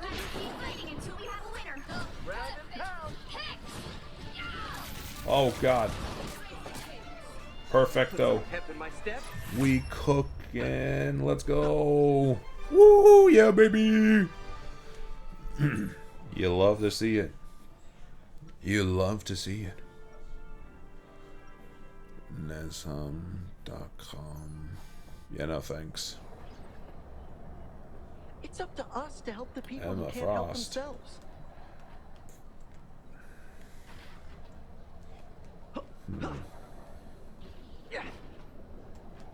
30 seconds before you Homegirls attack. are spraying Get it ready. everywhere. Do you have a problem with me I should know about, Emma? Only the years of unnecessary pain and strife you caused my people. Whatever your Wanda Maximoff did, that blood is not on my hands. And yet Yeah, this is also another weird thing about the game. It's like, The battle starts I don't know, in some 5, battle dialogue they 4, treat like, oh, it's their incarnation from the same universe. But it's like, they're meant to be some that are from different ones, which explains a lot of the skins. Like, for example, freaking Venom in this game is apparently from a different universe than the main one, which opens up a lot of questions about how or what this Eddie Brock is up to. And I find that really interesting.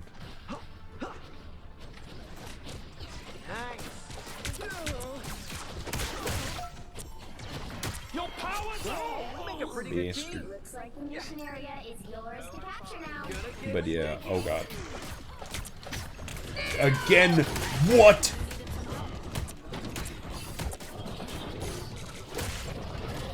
Don't mess with the amazing Spider-Man! Oh god! Ah! Yeah. Damn. Just frickin'. Just uppercutted. Frickin' slam dunk. Damn.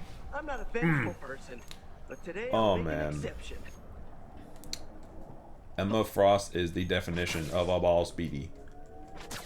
I should not be saying biddy. I don't think I can say the term without offending somebody. But yeah, no, she's bad as hell. You'll love to see it. Just a bad bitch being a bad bitch. This is why I love this game. It's like, the women are hot. They're beautiful as shit. And they're also bad. Not just, oh, they're beautiful. But also, they're just crazy as fuck sometimes. Like, we have the Scarlet Witch and Emma Frost in the same game.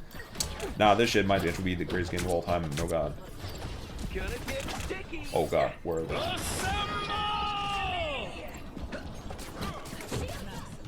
puts some pep in my step.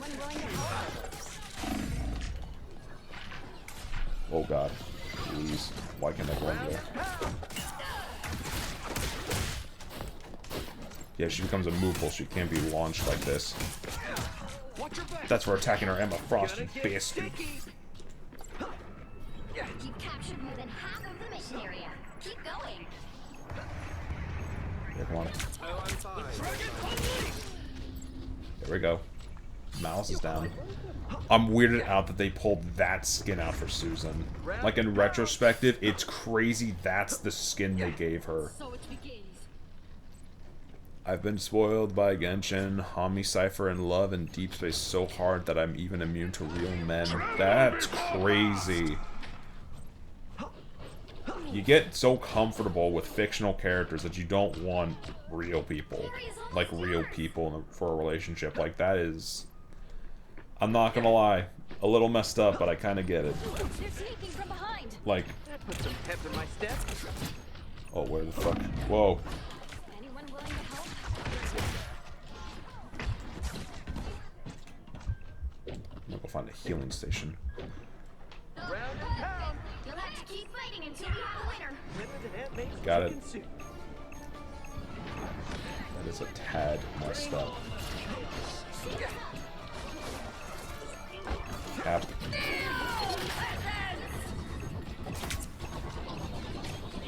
They're all back there. I must kill them. Mess with the amazing Spider-Man! Spidey. Count on me. Nice. Oh, I'm fine. Don't mind me. Gonna get sticky.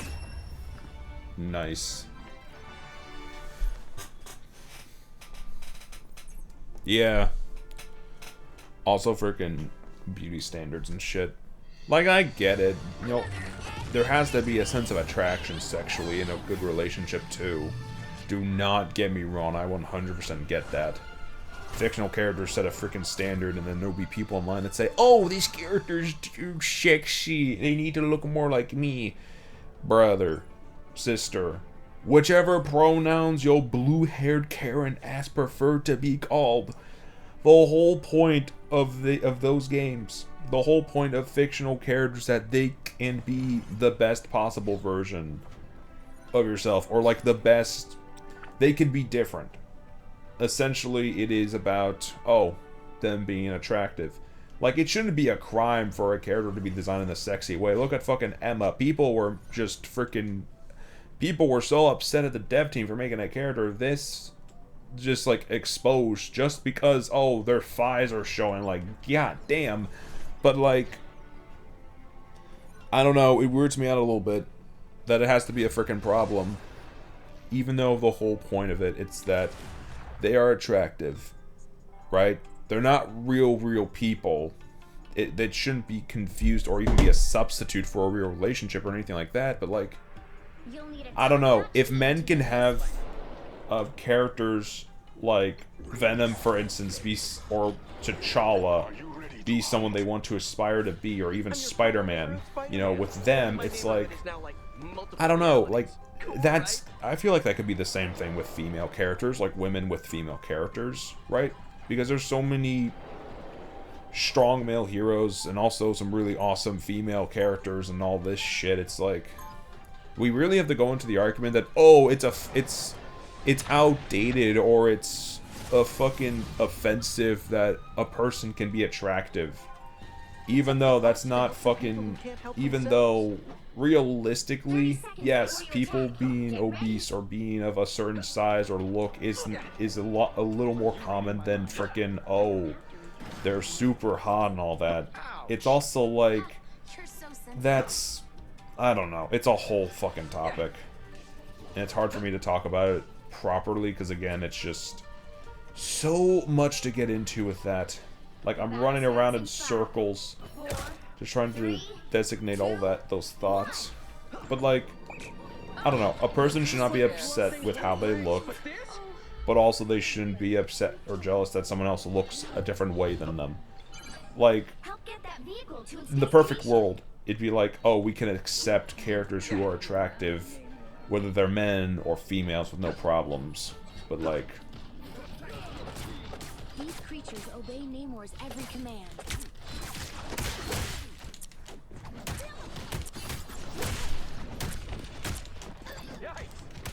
again? You said again?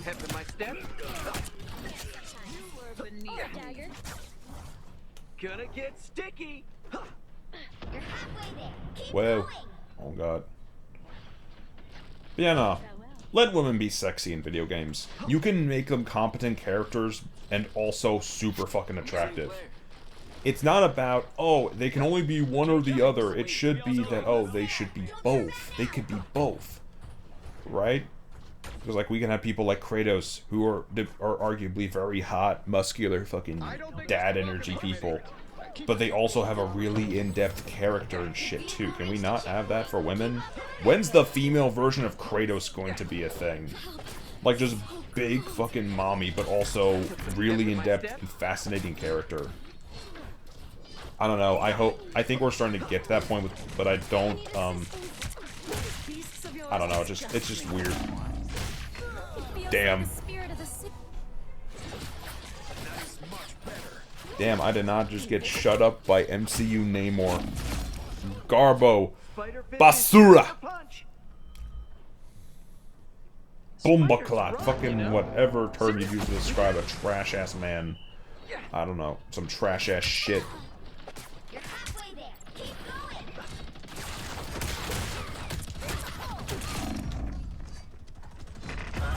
Whoa. Who'd I get attacked? Oh, Punisher. That makes sense. The big problem in games like this is that men get so many sexy women versus women don't get enough men. I definitely get that. Fucking Marvel Spider-Man 2 versus Marvel Rivals is it's a wild, like, it's the perfect way to represent the spectrum. It's like with Spider-Man 2, it's like they made Peter Parker a generic white boy, and Mary Jane, who they had a perfect model for her in the first game, right? Perfect face model, anything. They decided to replace her, and now she looks like fucking Peter's mom now, which sucks. Brother. Oh, wow, that quote, yeah. I want slutty men, yeah. We've had, like, I don't know, it's also just a beauty standard thing as well, which I think is also a big part of it, but no, let me just get behind Punisher and just... Gotcha, bitch. Anyways. Don't mess with the amazing Spider-Man! Sicko. Oh shit, we killed the Goblin Queen. Oh, hell yeah. We're headed straight for the Shrine of the Weaver. Is this the part where the crowd starts singing? Yeah, I'm not gonna be too upset if people put... I mean, I don't know. There's not really a lot of words I'd personally ban. I'll probably look into that after the stream, but like... I don't know. Slutty seems like a fine term to use for... I mean... It's fine. It's meant to be a description of things. Like, if it's a curse word, maybe. Depends on the curse word. But again, I'm fine with a few things. Our streams are PG-13. We allow some cursing and some explicit words here and there, but we aren't like... Oh, we're trying to be... Gotcha, bitch. Well, that was a failure of combos. Run. Run, run, Forrest, run, run, din din din din. Looks like an alien, but smells like a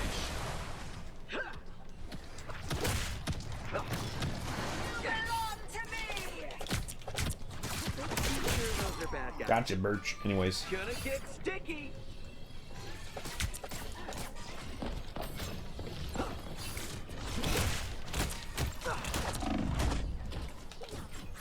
Put some pep in my step. Round and pound.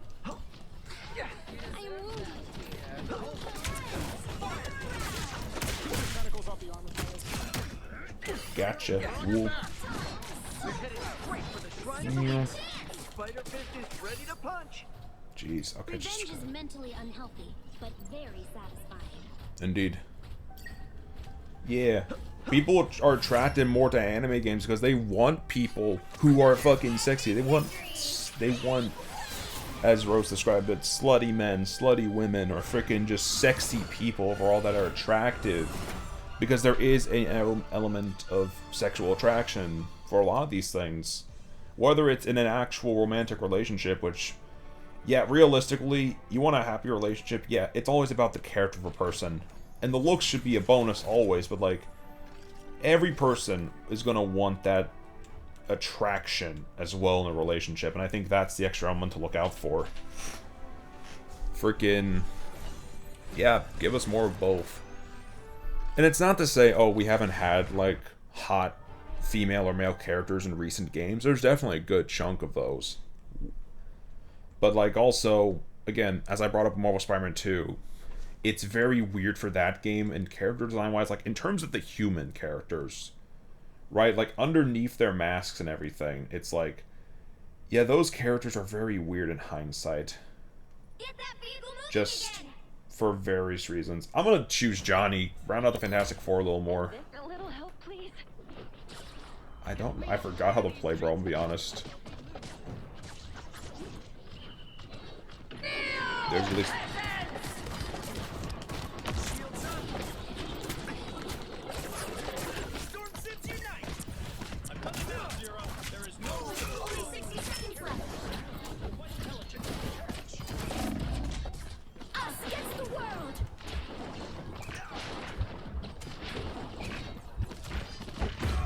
Damn. Damn it, Emma. Even the... Okay, what do you mean by enemies in Genshin Impact? I'm not 100% understanding that.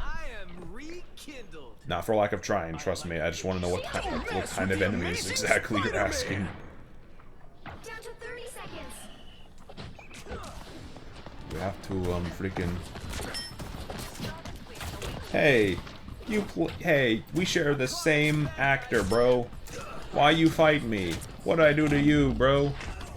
Ouch.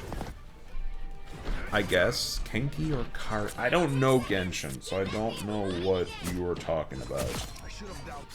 I don't know who you're talking about. I'm gonna change hero. Oh, never mind. We have lost. Okay, it's fine. Well, you can't expect to win them all. Kenki. Genshin.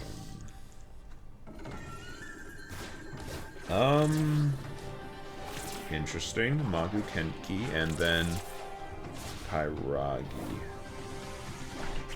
All the spider monkey skin. We gotta look at the Hellfire God. That's what I was forgetting. We need to look at the battle pass too. We can do that real quick. How about here for a second? Let me see enemies. Kairagi, Fiery Might. I can definitely get Kairagi, yeah. He's a big fucking dude, yeah. Yeah, we need to look at something else. I forgot. Flowers of Krakoa. The Battle Pass. Ooh.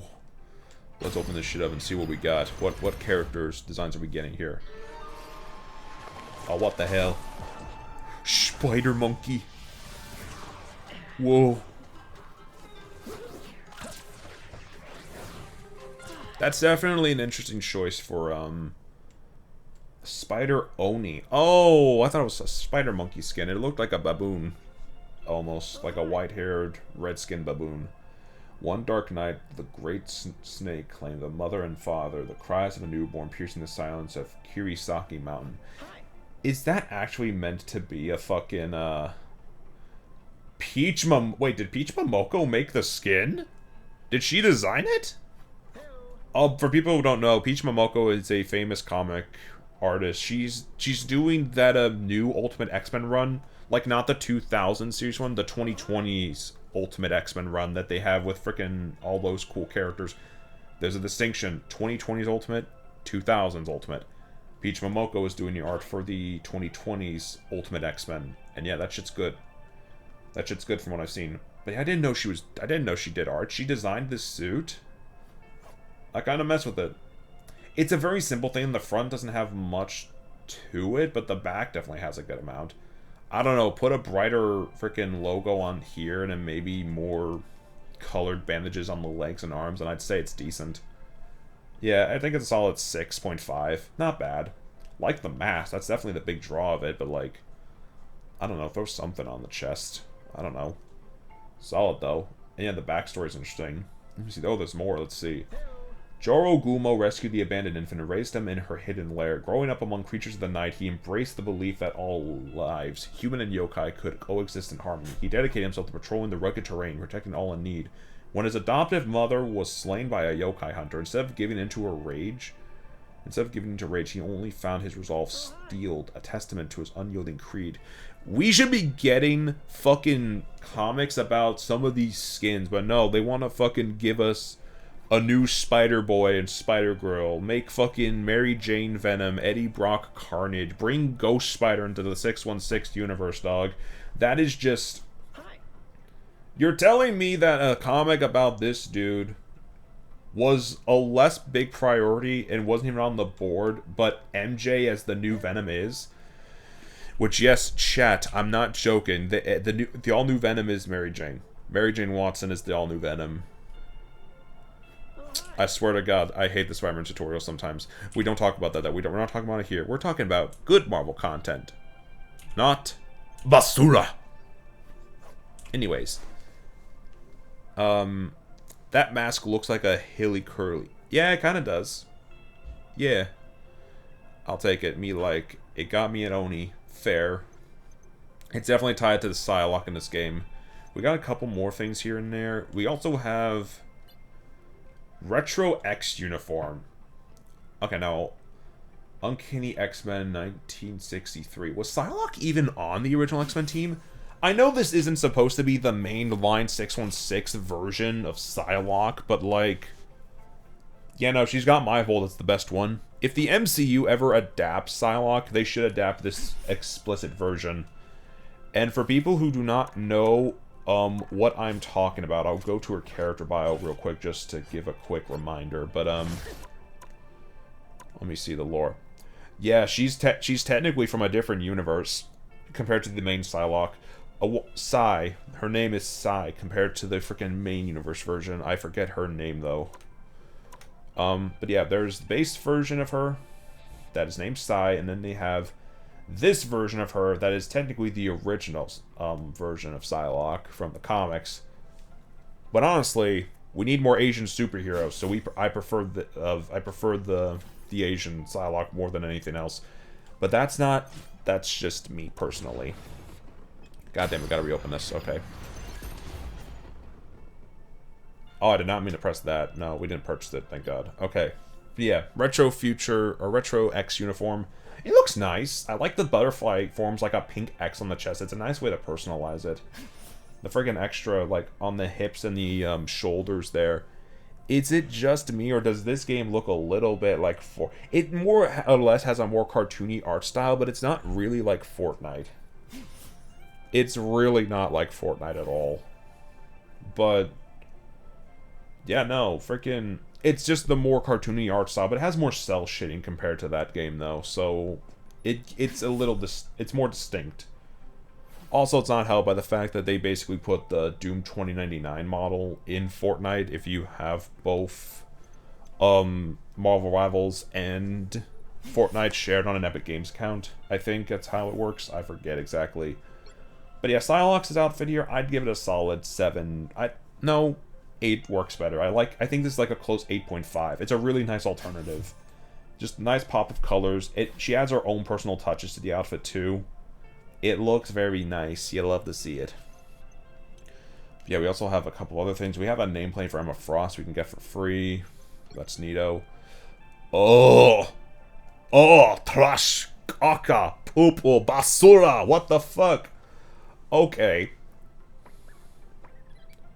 Oh wait, what? Why don't I have 200? That's weird. Thought I had more of the purple coin. Anyways. Yeah, no, that's messed up. Why the... okay. I'll think about that later. What the hell? Fucking Squirrel Girl. Nut Rocker. I can't recall how it all started, but the words of that Spider-Man Hobie still echo in my mind. His speech ignited a fire within me, and now Tippy. This is Garbo. This just... like, okay, a punk rock Squirrel Girl? Yeah, that'd be cool. I like the idea of it. She rocks nuts, apparently. It's like, okay, everything below the neck. Solid outfit. That fucking hair, though. What the hell is that? Like, dog. Nah, that's crazy. Oh, they put spikes on the tail? Okay, that's cool. It's like, this outfit would be a solid 7.5 out of 10 for me if not for the hair. And that took off 2 points. It's like 5.5. Yeah, freaking hedgehog. She's not even... it doesn't really look like a squirrel anymore. It looks more like a hedgehog. Like, with the hair, I mean. No Sonic whatsoever. It's just weird. 5 out of 10. I don't want to look at it anymore. It looks ugly. Moving on. Here's a neat one. Retro X Uniform... okay. X Uniform Magic. Wait, Psylocke had her own version of the classic X Uniform, but Magic doesn't? I thought she had, like, a yellow freaking suit when she was on the New Mutants. Is this not it? Or is this a different outfit? Looks weird. Let's see. Retro X Uniform. It's been quite a while since I wore the old blue and gold. It hasn't been in the comics. I thought she had an older outfit. That was for, like, New Mutants. Like a blue... like a yellow and black or something. And then the frickin' this version of the suit. I ain't gonna lie. That's hot. You heard me. You hot, honey.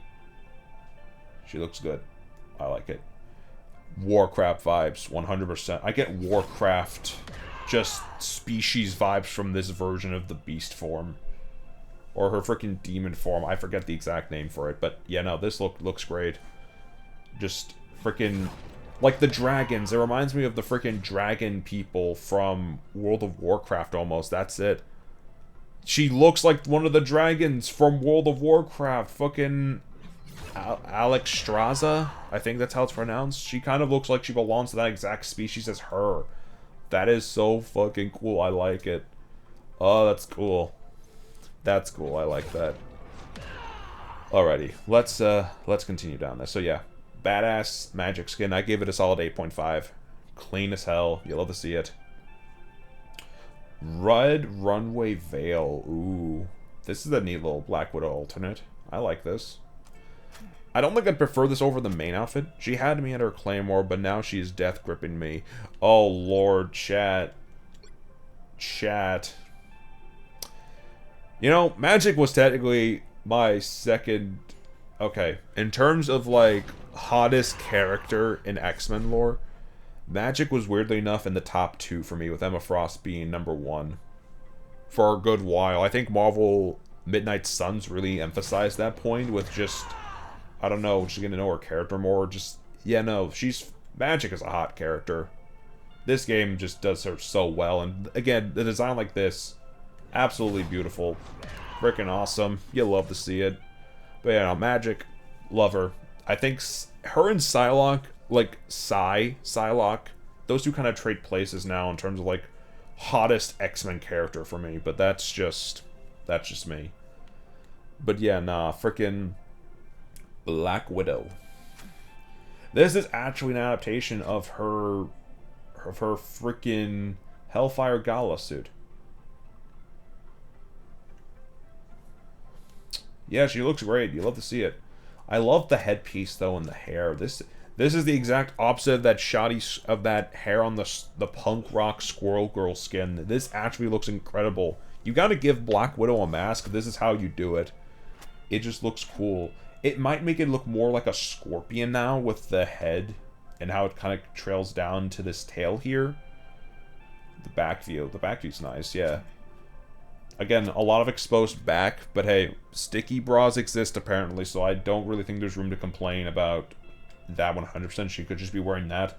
It's just more of a problem in something like Genshin, where it's like, oh, it's meant to be more of a fantasy setting, so I don't know if sticky bras would have existed during that more, like, 400 years ago, more fantastical era of history. But yeah, no, this is nice.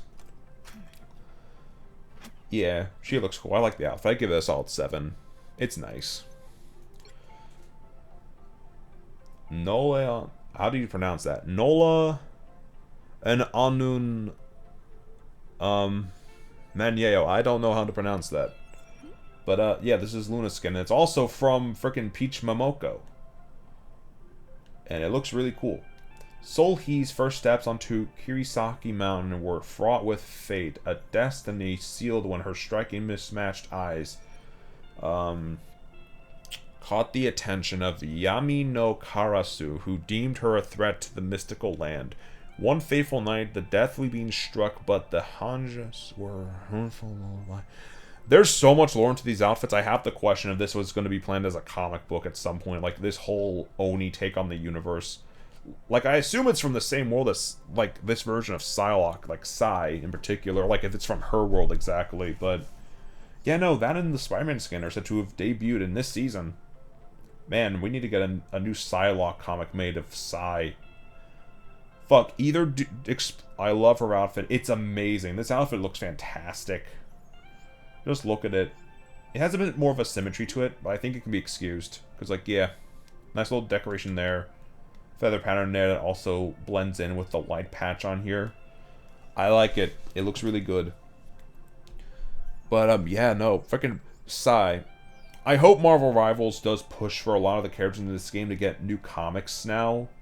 Because, like, you just reintroduce a whole batch of people. Like, you reintroduced the Asian Psylocke to the comic fandom. And now it's like, oh, she has to get a new solo run yesterday. Hands down. If Peach Momoko is going to work on it, like, put some of the skin she has put in this game and make them, like, partially actual characters and shit in the new Psylocke story, then yeah, no, we need that. We needed that yesterday. Come on. But yeah, no, I give it a solid 8 out 8.5. It's really good. This is a great skin. We have ourselves a loading screen. Joe Fixit. Okay, we got ourselves fucking Grey Hulk here. Don't know how I feel about the actual face of Bruce having the lines and shit on there. Like, makes him look more like an android. The actual suit, though, looks good. Don't get why he needs to wear goggles, though. That's kind of weird. Incredible Hulk number 19, in 1962, number 347. AKA the issue where it's like, oh, we ran out of green ink, so we're going to make the Hulk gray. It looks weird with the frickin'... And not because, oh, well, he has the segmenting on the face. Well, actually, yeah, or no. It's not because he's gray. It's because they have like the weird patches of blue on the skin. You would want me to summon Mr. Fix-It, would you? I don't get the blue, like, lines and all that. That seems like a random element. Other than that, this looks nearly perfect. Maybe it's so they could release a proper Joe Fix-It later on, maybe. That's more like comic accurate. But I don't know. I have no idea. But yeah, no, bro is snazzy. Bro is rocking this. And now, the World Breaker Hulk version. Oh god, are they gonna give him scales or something again? Let's see. Oh, they just gave him, like, high-tech armor. This is the weird thing with fucking Berserker Hulk skins. When they make him bigger than this, they add, like, something like scales, patches, or just cracks along the body. Which weirds me the hell out in retrospect. Like, dog, are you turning into a dragon or something? This version's just leaning fully into a techno cyborg look. His jaw... Okay. Normal looking jaw. Some patches here and there that are blue. Joe Fix-It. The bottom part of his jaw is notably more darker than the rest of the gray on his skin. This version just transforms into a whole jaw piece, and then his freaking... Yeah, patches of blue on here, and then his freaking back. Hey, don't do that. That's not nice. You know, he has metal patches on the back. Where do these come from, dog? Where do they come from, man? That's weird. I'd say it's a solid 6.5. The metal parts of it kind of mess it up for me a bit, though. But other than that, he looks good. Let's see. Star Spangled style. That's just clean. That is just clean. Don't know how I feel about the shield being a completely different color from the main outfit, but yeah, no, it looks good. You gotta put Steve Rogers in a proper tux and say, oh, this is still supposed to be Captain America. Yeah, no, this looks good. Yeah, this looks really good. I give this an 8. Solid. Really only bogged down by the shield being a different color, but hey, it probably was an emergency shield or something he had just in case shit went south. Immortal Weapon of Agamotto. This is... Oh. Oh. Wait. We got a classic Iron Fist skin in this bitch, and look at this. Steve looks too bulky. Nah, look at fucking Iron Fist.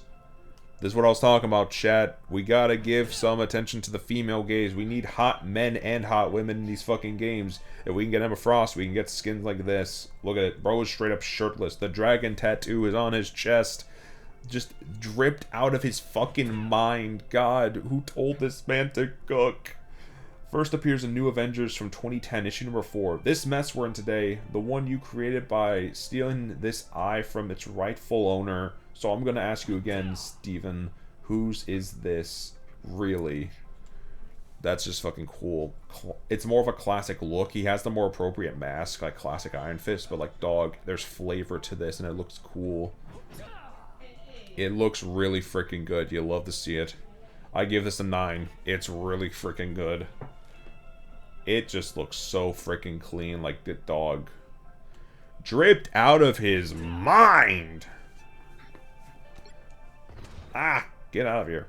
Anyways.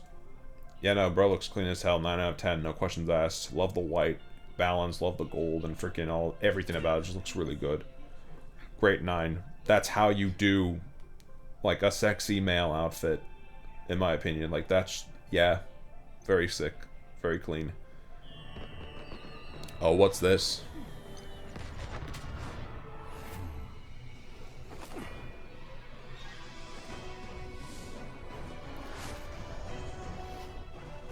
Alrighty then. Frickin' Okay, Cloak and Dagger got an interesting little skin here. Let's continue with this.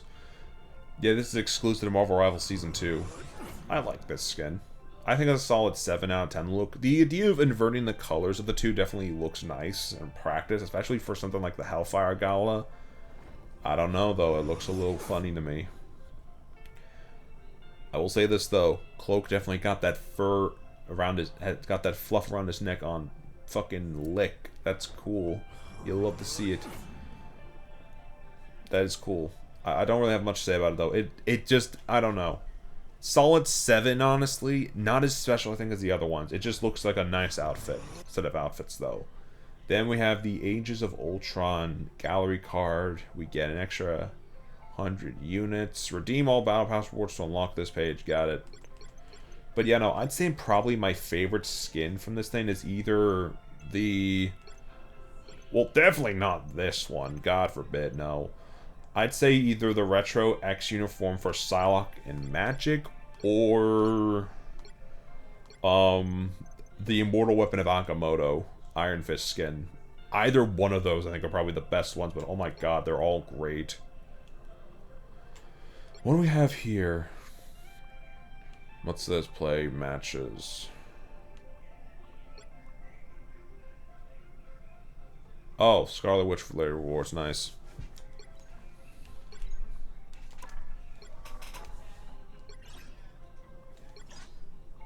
Oh, we did most of the missions. Oh, shit.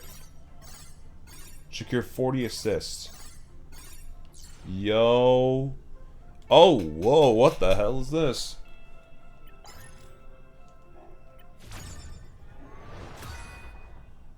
Nice. We can spray. We can spread the word of Emma Frost anywhere we want now, chat. Oh, that's cool. And then 75 extra blue units for a new skin. Very nice. Subject, Emma Frost. Oh, this is interesting. Wait, what is this supposed to be? So, remember recording. Everyone knows that my fellow mutants were scattered across time and space by that nasty time stream entanglement. At first it seemed like finding them and bringing them back home to Krakoa would be nearly impossible.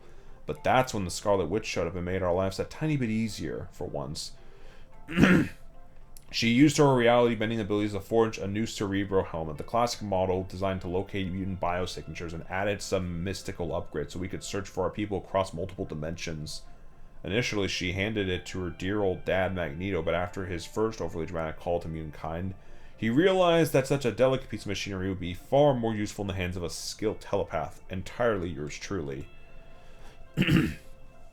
What Wanda didn't know is that we already had the Cerebro unit on Krakoa, one devoted to cataloging genetic profiles and memory data so that fallen mutants could be resurrected. Each mutant from every reality are welcome to Krakoa. This did create an interesting problem. Previously, each mutant from our universe had their personal data stored on our main Cerebro unit. But what happens when a Psylocke from a different timeline shows up in our own? We couldn't risk critical information being overwritten, so I had to create partitions in Cerebro's drive to account for ultimate versions of each of us. That way, our Logan didn't accidentally get resurrected with the mind of a wolf that happens to share his name and some of his DNA. As humorous as that would be. Okay, and is this supposed to be like a graph of the timeline, basically? Present timeline its own section. We have a collapsing timeline segment. We have an unstable timeline section in 2099. That's interesting. Wonder how that's going to play into, like, certain characters coming into being. We have this event number 2 unlocking in a couple of hours. That's neat, though. I like this. Yeah, and we do all of these Cerebro database things, and we will get the Flora Maiden Mantis skin, which I actually really like how that looks. It looks more like comic book Mantis, but like moth floof. Like that one dude on Twitter that does art of the very fluffy white moth. It kind of gives me that vibe, but like, oh, what if comic book Mantis wore it as a headpiece? That's kind of what I get from that. And it's very cute. 'Tis very cute. But yeah, let's take a look, and then yeah, we have play matches, earn rewards, complete 9. We could definitely go for a bit longer. I definitely think we have enough time to make this a 3-hour stream, especially since we lost a good chunk of time because of the early arrival of the roommate. Let's get back into it. I'm definitely happy with what I'm seeing in terms of the game so far. The designs are freaking great. Ew, Central Park. Ew. Ew. Ew. The right heroes could make all the difference. The higher the pressure. Interesting. Instantly getting Emma Frost. I want to play her one more time before we do that. Whoa, damn. Play along, everyone. Come on, we gotta get this going. Requesting team up with Sturm.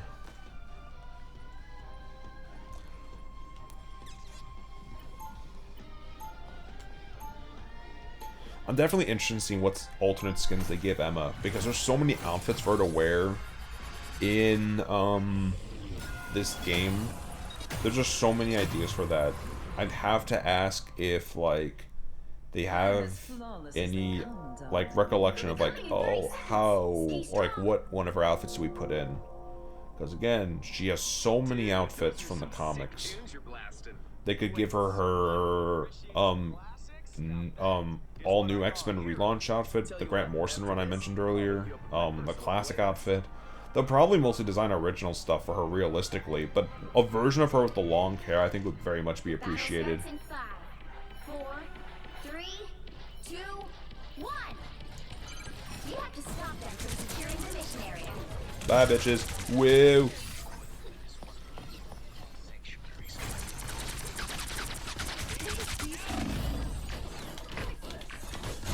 Oh god, I missed. Fuck. Fuck. Oh, come on. Oh lord. Oh lord. Oh lord. Oh lord. You can't be rid of me so easily, I'm afraid. Facts. Don't give them what they want.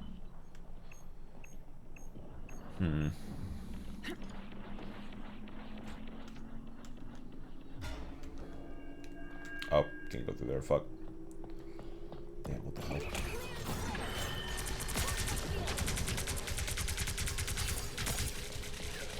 Little metal spiders? So creepy. You need to stop that vehicle in its tracks.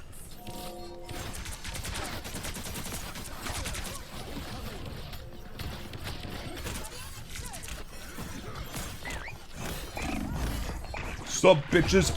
Damn. They ain't giving me the room to breathe. Anyone willing to help? Let's tag out for a minute. I'm gonna try something else. Let me see, or at least attempt to try something else. Maybe we gotta get a combo thing going. Let's see. Luna, not really a fan of her. Storm, I don't know how to play her. Period. Fucking like Adam Warlock. I think I've only played Bro once, honestly, but yeah, fuck it, let's do it. Where there is evil in this universe. Yeah, he's one of the healer characters, so we gotta play with him. Defeated halfway! Stop them!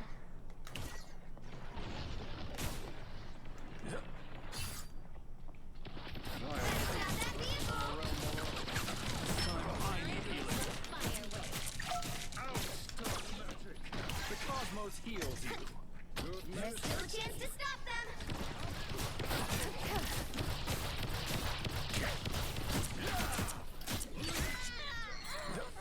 Squid! Some more! Quantum magic. Spawn of Monstro are no more. The soul cannot truly be extinguished. Star spirit! I'm weirded out that in the comics, Adam Warlock technically is not a member of the Illuminati. Like,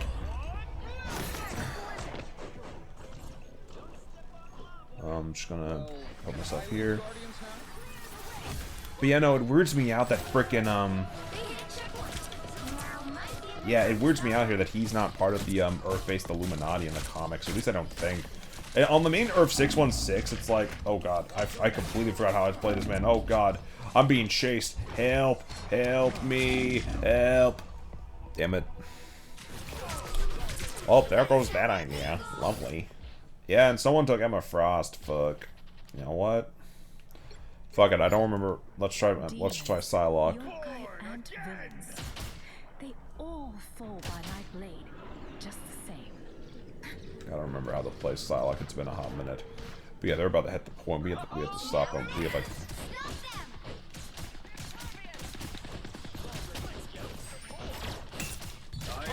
Judge, jury, executioner! God damn, what the heck was that? What the hell? Namor? What in Sam hell was that? My light cannot be I didn't know Bro could just summon fucking sharks. Farewell. Don't give them another inch, or else. It's spider time! Damn. Well, rushing them like now is not gonna work. Fuck. Is Emma still in? Yeah, Emma's still in. Yeah, we lost. Damn it. Well, yeah, technically it was a win for the good guys, at least.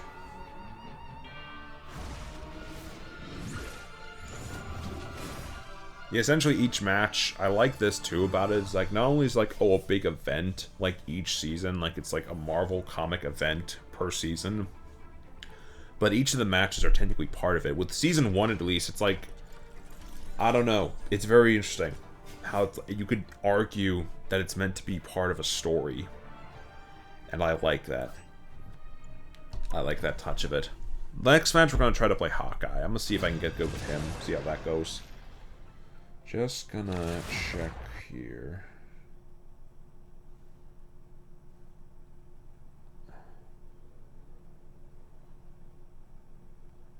They've made it halfway! Stop them! Oh my god, they put me in on a... What the fuck? Okay. Becoming an Avenger was the best thing I've ever done. Better stop that vehicle! Hawkeye's very simple. You stand at a distance and shoot people. There's still a chance to stop them! Judge, jury, executioner!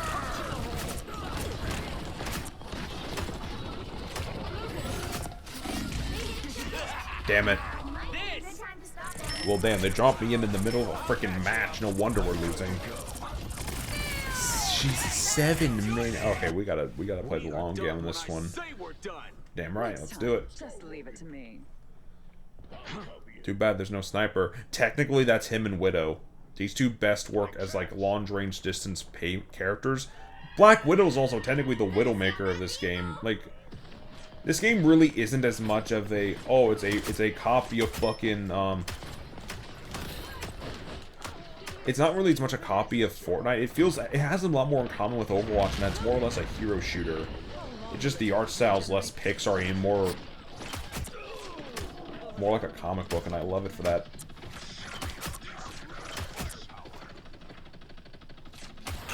Oh lordy, help. Oh god. Brother.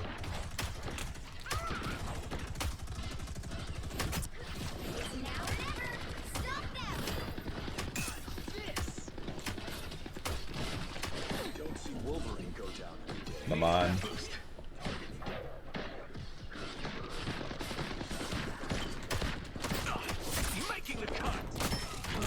Rule number 1, do not rush this Hawkeye. Don't be me. Do not be me. Do not be me.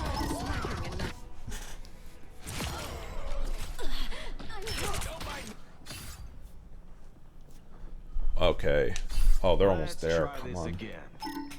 Alright, I'm about to demonstrate the freaking ult of Emma, but without playing as Emma.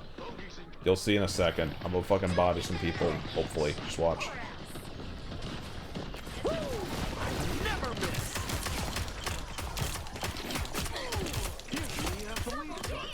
You think I put an aimbot on with how fucking murderous this got, but no. That's just how good this is. That's good. That's how good his ult is. The after images, if you shoot those, you actually damage the characters themselves. Like, oh, they walked in this way? Easy. Shoot the trail and then just go straight to them, apparently.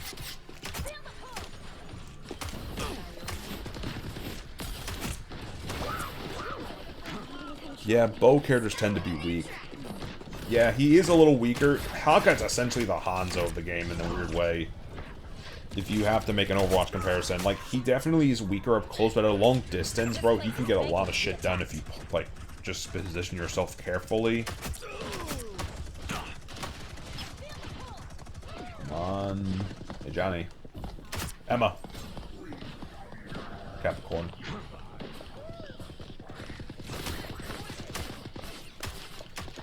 Judge, jury, executioner. Donate. You're an asshole. Tight. bro. Anyways. The squad wiping can be crazy. Oh god.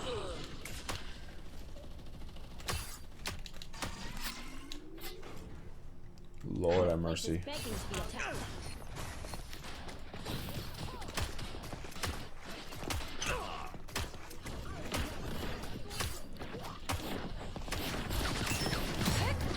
Oh, woman, can you not for 5 seconds? Oh, Lord. Yeah, you get rushed as Hawkeye and you're done for. The best boat character I played was with is Tignari from It's me again. I don't know if that would I don't know if Genshin characters would really apply to this game in the sense because we're dealing with other players, but hey, I kinda get it, I guess. Oh, they have 2 flight characters and they have Punisher. Lord have mercy. Damn it. Well, we're cooked. Sorry, chat, but we lost. We tried, though. We tried. Also, yeah, again, we played different sides of the story, which is also funny. Ah, the Iron Man skin from that last season. Man, you want to flex it, why don't you, buddy? Okay, I see how it is, you bastard.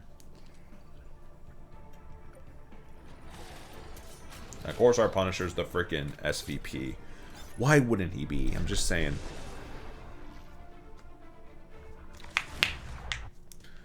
I'm actually kind of curious about this. I know MiHoYo's basically throwing all their buckets in with Zenless Zone 0 right now. I'm not judging. But I'm curious if... Because I do recall that the most recent Genshin story expansion basically has a part of the setting where it's like a Coliseum. I'm curious if they ever had a mode where it's like you can play against people in like a match kind of like this. Like essentially turn Genshin Impact into Overwatch and basically throw the gacha stuff back in with a I don't know, something like yeah, frickin' like make it like again, the characters you pulled are playable and essentially it's like Overwatch but with the Genshin characters. Same engine, same all that, but it's more PvP thing now. I'm curious how on earth that would work as like an alternate game mode, or if they'd make it like, oh, it's a separate game, but if you own the character in this game, you can either have full access to them here, or you get like an extra ult. But we're supposed to save the world? Fine. We'll save the world. Looking sharp. The battle starts in 5, 4, 3. Okay, so who's gonna tell him that, never mind. All you need to do is capture the mission area. Got it? I've faced greater challenges in the danger room. I don't think that's welcoming. God, Emma's such a fine woman to look at. Lord help me. Oh god, Venom! God damn, bro snuck up on me. I was like, whoa, whoa. Oh lordy, help me. Looks like the mission area is yours. Oh, come on. Basura! I know I keep saying basura a lot. I don't know why. It's just funny to me. Basura is a funny word. Ugh. Oh god, jokes! Ugh.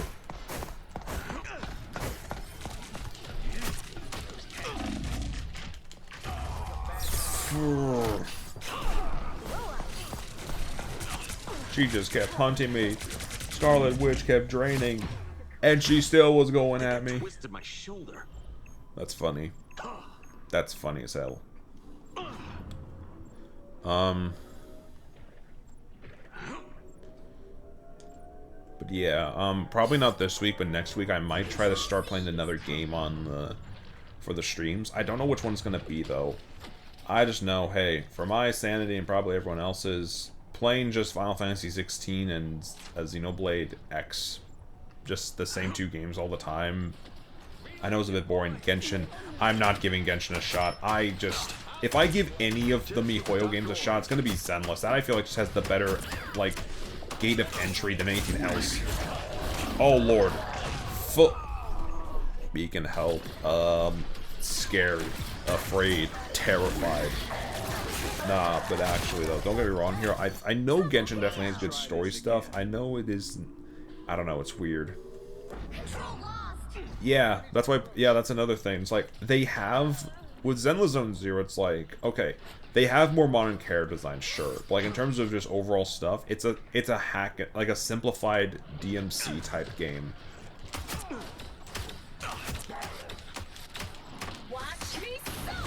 Brother, where did brother go?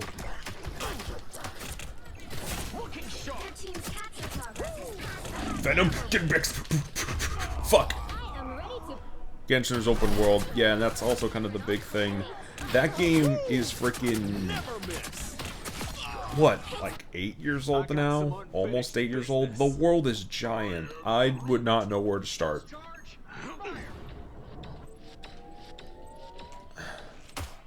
I would have no idea where to start with freaking...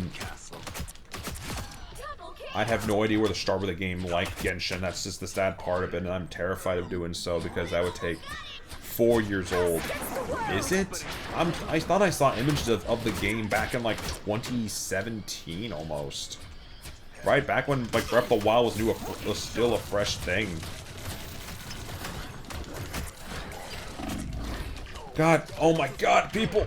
So many people! I'm not made for this!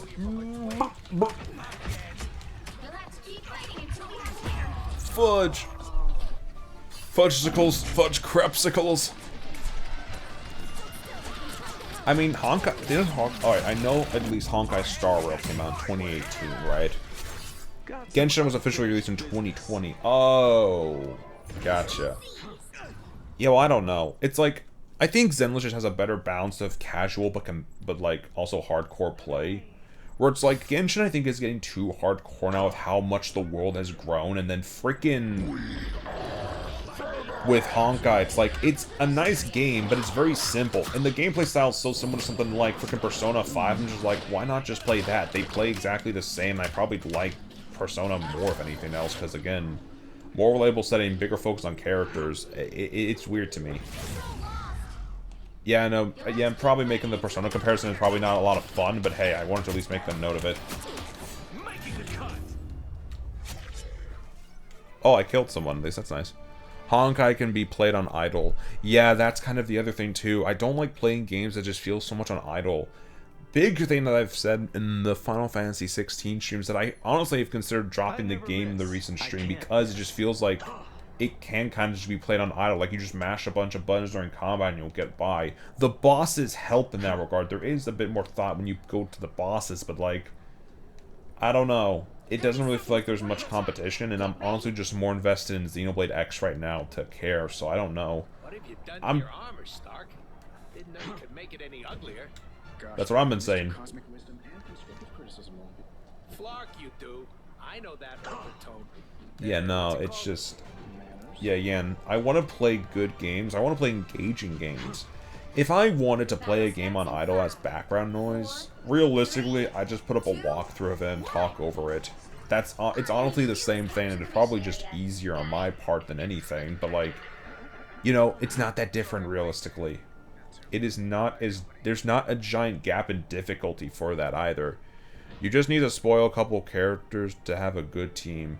Yeah, and that's another thing with the gacha thing. Like, I think with Zenless, it's like you can play as certain characters depending on the story, and you can also just grind them out for later for free play and other missions, but I think is a nicer touch to that, but I don't know.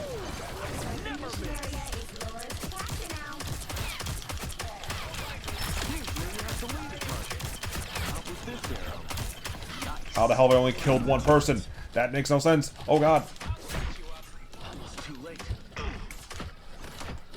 Venom, get off me! Ah!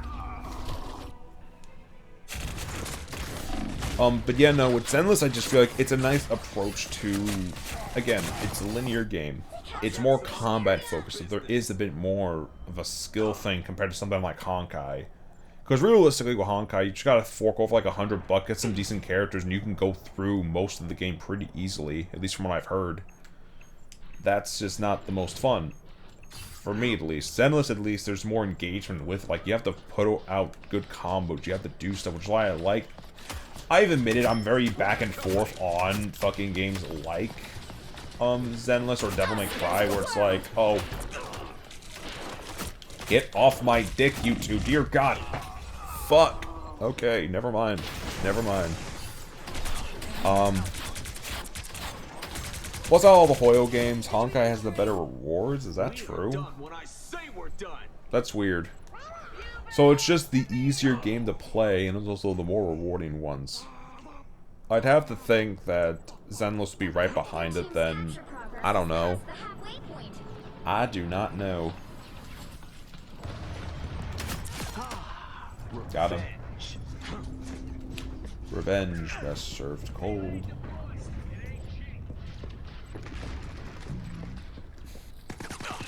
Oh, who the fuck?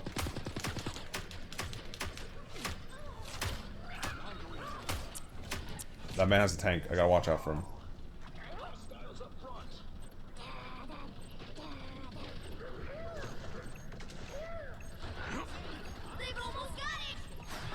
Hell no. I'll patch you up. Needed that boost.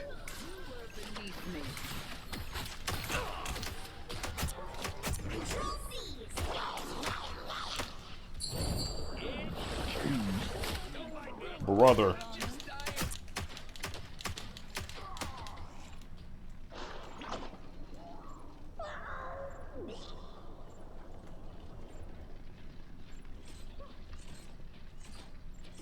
Well, damn. In the name of God, we just gotta run around this shit and just see how it goes.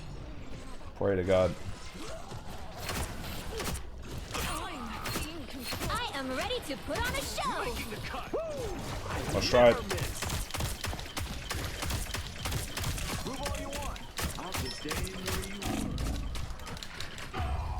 Damn. Honkai has an event going on right now where they're giving out 20 free poll tickets. Yeah, again, they're trying to keep people engaged so they give out more rewards. I don't think it's even a bad thing, too. Like, Hoyo's whole practice is they want to make their games like its own, like, freaking universe of stuff.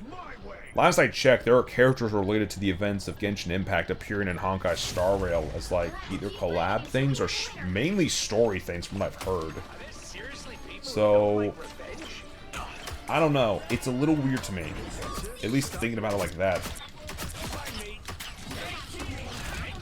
Oh god, please. Whoa.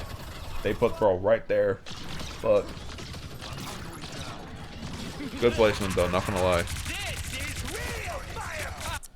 Got some unfinished business. Yeah, but the whole gacha thing is just, I don't know. With Zenless, I think at least you can play as certain characters for story bits. I don't know if that's the same for Honkai. Right? But, I don't know. I know it's not really that for Genshin. At least last I checked.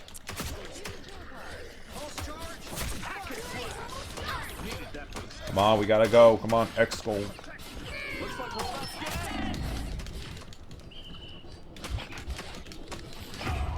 Fuck. Luna's a tricky one to fucking kill. I just fudging kill. Oh my god. Genshin is harder in that aspect. Yeah, the pole thing. Yeah, and last I checked here for story beats, you can't really play as the characters with the gacha pole, and that game is especially bad. Zenless, I think, at least is a bit more engaging in that, because again, different type of game. Like, I'll at least give Hoyo this. Not all their gachas are the exact same genre of game. Like, Genshin is more or less a Breath of the Wild open world type of game where you explore around, and the big aspect of money is like, oh, you pull for characters. Same with all their other gachas, that's what a gacha is. It's heavy on pulling and freaking... Dang it. Yeah, no, for Zenless Zone Zero, it's like, I think it has a good balance, and you can also play as some of the characters you can unlock via the grind. Again, also for something like that, one, I don't like the gacha aspect for that reason, and if I were to do it, I'd want to at least start making money from Twitch before I start putting time into, like, Zenless or Genshin full time, because to me at least...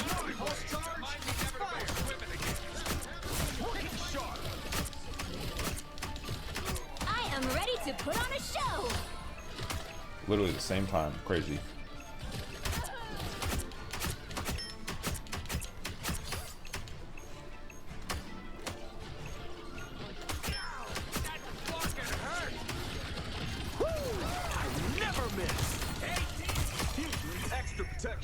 Nice. That's how it's done. Yeah, we could do one more match before I get off. Oh, never mind. We have to finish up this one. My bad. But yeah, no. If I want to do gotchas, I'm gonna wait till I can start doing a sub thing, because then it'd really be like I'm just forking over money. I can at least make the excuse that I'm playing games for fun here if I have, I could at least make the excuse I'm playing games like this for fun because, well, yeah, I'm playing them for fun. And also, Marvel Rivals is a free game, but it's not a gacha-based thing where it's like they keep characters behind a paywall. It's mostly skins. It's like Fortnite, right? If it's like Fortnite or this game where it's really just cosmetics and stuff that are where they get the money from, I'm fine. But if it's like, oh, I have to unlock characters, I'm not going to give one of those a shot unless it's like I'm big enough to do it. Like, oh, I can get proper money from ads and, you know, subscriptions from Twitch or other sources before I really give it a shot. And even then, it's like, I don't know how much longer Genshin Impact's really going to go on for its story. Like, how much longer will that game even go on for? Because last I checked, they were on, like, the last major story arc for that game, or they're getting close to it anyways. Brother, you missed! You missed! Get this bitch! Get him! Yeah! That's what's good! Hold on, I'm gonna go over here and frickin'...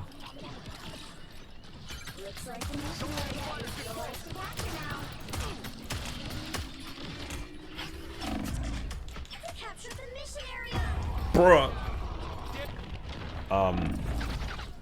But yeah, no, and also just I want to do a simpler games too. I'm honestly also just kind of getting sick of all the open world stuff. Like, a game like this is fun because, oh, I can jump in for a quick match, I can do some fun commentary, I can do all this stuff. Xenoblade's different because that franchise is one I trust with my life and fucking just the enjoyment of it. It's a weird thing and really just about the mood, I guess, in terms of like, oh, what I enjoy playing in a game versus other things. But I think, I don't know, I don't want to just be like, oh, I play all open world games, because that's really what the market feels like it is now. It's freaking open world games, barely any room for stuff like... Damn. But yeah, no, just... Like, I want to do, like, a 3D platformer. I've had Astrobot on my shelf for a while, and I want to start that up at some point. Probably next week. If I have the time for it. I don't know, though. But yeah, I want to give more... I want to do at least another stream for FF16 before I say for sure. Yeah, I'm going to drop it. Or something else. We're halfway through Xenoblade X, so I know that's probably not going to go on for much longer. I don't really know, though. I want to just... And also because I don't want it to seem like I'm trying to force this all, like, proper growth on here and all that. I want to properly give it time.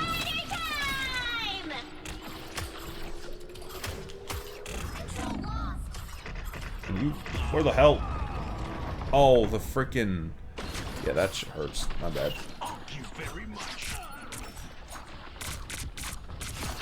That was crazy. Anyways. But yeah, no, probably might start Astrobot at some point. Might check out a couple of other games. A lot of it I want to just do fun stuff. And if I don't feel like I'm having fun with a game to a certain point, or I'm not getting that much satisfaction out of the story at all, or a mixture of both or one or the other, then I just want to...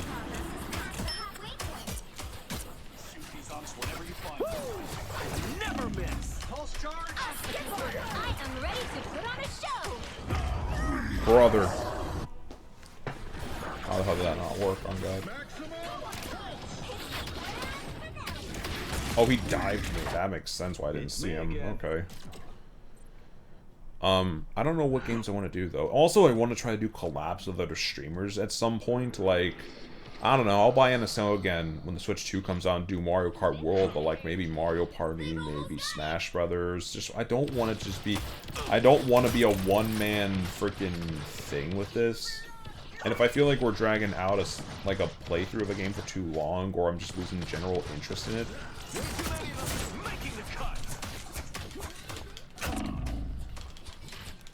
Yeah, that was a horrible idea, in hindsight. Crazy. But yeah, my big thing is I want to have fun. I'm not trying to force this. I'm not trying to do...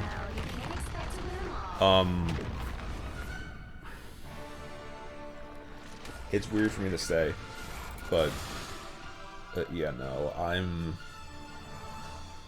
still trying to figure all this out.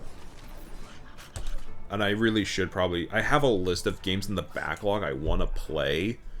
I'll take this off screen now and just do this, because realistically, this is not even right now entirely just me playing. I'm wanting to open up a little bit with everyone here. I've said this like twice, but again, I want to have fun with these streams. And I also don't want to just play a bunch of the same games at the same time. And for me at least, like, okay, maybe a MiHoYo game at some point in the future I'd give a shot, but like, that's gonna be a lot more down the line, I feel. Because I don't want to just be the guy that streams the same thing as everybody else. That's another thing, right? Because, like, sure, Honkai's cool, fucking, Zenless Zone Zero's cool, all these games are freaking cool, but, like, am I really going to enjoy these games? Is that going to be what I stick with? And that's just something I ask myself every time I pick a game. Final Fantasy 16 was... I put out a poll to vote for, like, what games I should play, and Final Fantasy 16... was a game people wanted to see me play on the polls that I put out on my Twitter or Blue Sky, and that was why I started at that. And I like the game. I do enjoy playing it. I think the story's really dark, but I honestly I don't know.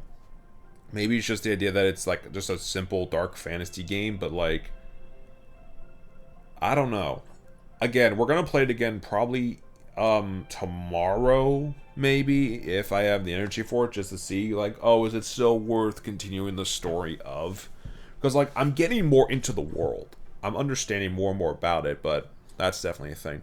How about Hades as an option? I've never played Hades before. I've heard good things, but I don't know about Hades as an option. Maybe, though. I'm not sure. That's definitely... I'll definitely put that up for recommendation. If I play any of them, probably the new one they're putting out, Hades 2, when that exits early access. Or Kingdom Hearts. I do like Kingdom Hearts. That would not be a bad idea. Although I'm curious of how copyright's going to be handled that one because of all the Disney stuff. So maybe, maybe not. I have no idea. I don't know, that's a weirder series for me to go into. Because, like, really the only games I've played are the numbered titles. I've seen the 358 over 2 days movie. I've seen a movie for Birth by Sleep. Dream Drop Distance, maybe I could go do that, but I have... Right now, there's no real interest in me to do Kingdom Hearts. I could literally just pop up the games off the top of my head that I do want to give a shot, but, like, also another thing, I don't want it all to just be RPGs, because those take so freaking long to play.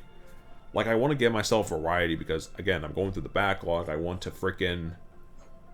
I want to freaking enjoy playing these games, so... Let me actually just pull it up on here, because I know I could absolutely pull up...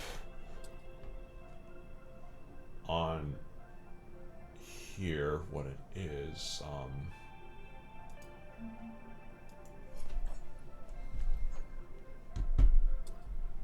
But yeah, okay, let's see.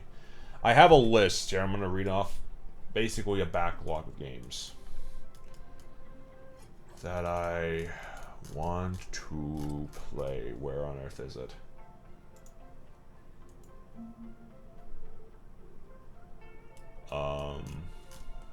I had it here somewhere. What was it? Okay, not there, not there.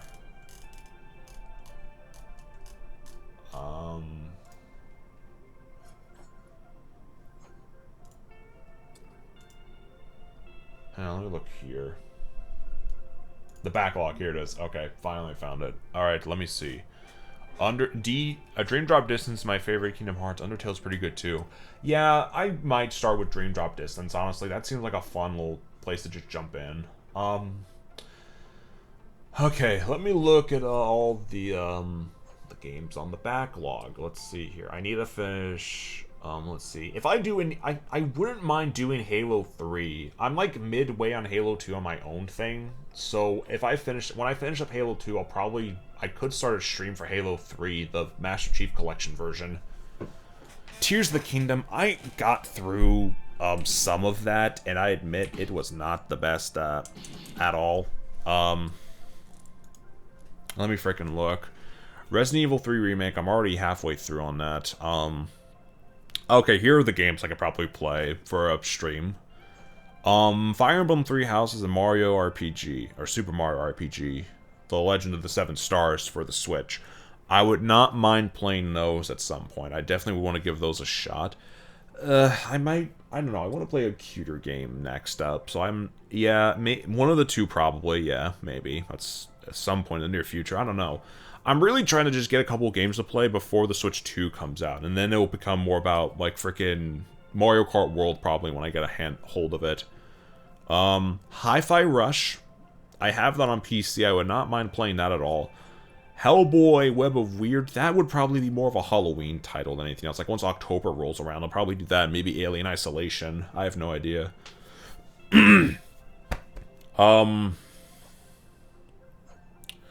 Let's see here. Final Fantasy Remake. I wouldn't mind playing more Final Fantasy. I would not mind playing other Final Fantasy games. I have 15 on PS5 and PC. Got both for free. I also... Yeah, I have Remake Integrate for PS5, so I would not mind streaming that as well. Like, go through New Game Plus on that and just see how that whole thing goes. Let's see. Yeah, those two I wouldn't mind. Give Rebirth a shot eventually? Yeah, I would. I would give Rebirth a shot eventually. I had in time for PC. Yeah, that one I'll definitely do at some point. I just need to find the right time for it. Nier Automata. Yeah, I'm gonna probably have to... I'm gonna wait for a good sale to buy that on PC and then do the obligatory Nier Automata stream. Persona 3 Rebirth and Metaphor ReFantazio. Okay, that's a bit of a weird one. Don't get me wrong, I have interest in jumping into those two games, but I don't know. Those are going to be more long RPGs, and I really want to break after I do Xenoblade and this. If I do any other RPG, it's going to be Mario RPG. Fire Emblem 3 Houses, I could give that a shot eventually, unless they announce in the next, like, 6-8 months that they're making a new Fire Emblem game, like a fully new Fire Emblem for Switch 2. I might not do Fire Emblem 3 Houses at that point, but I have no idea. Silent Hill 2, I would not mind doing that for Halloween. Metal Gear Solid, I would not mind playing the first Metal Gear game for stream once, that'd be fun.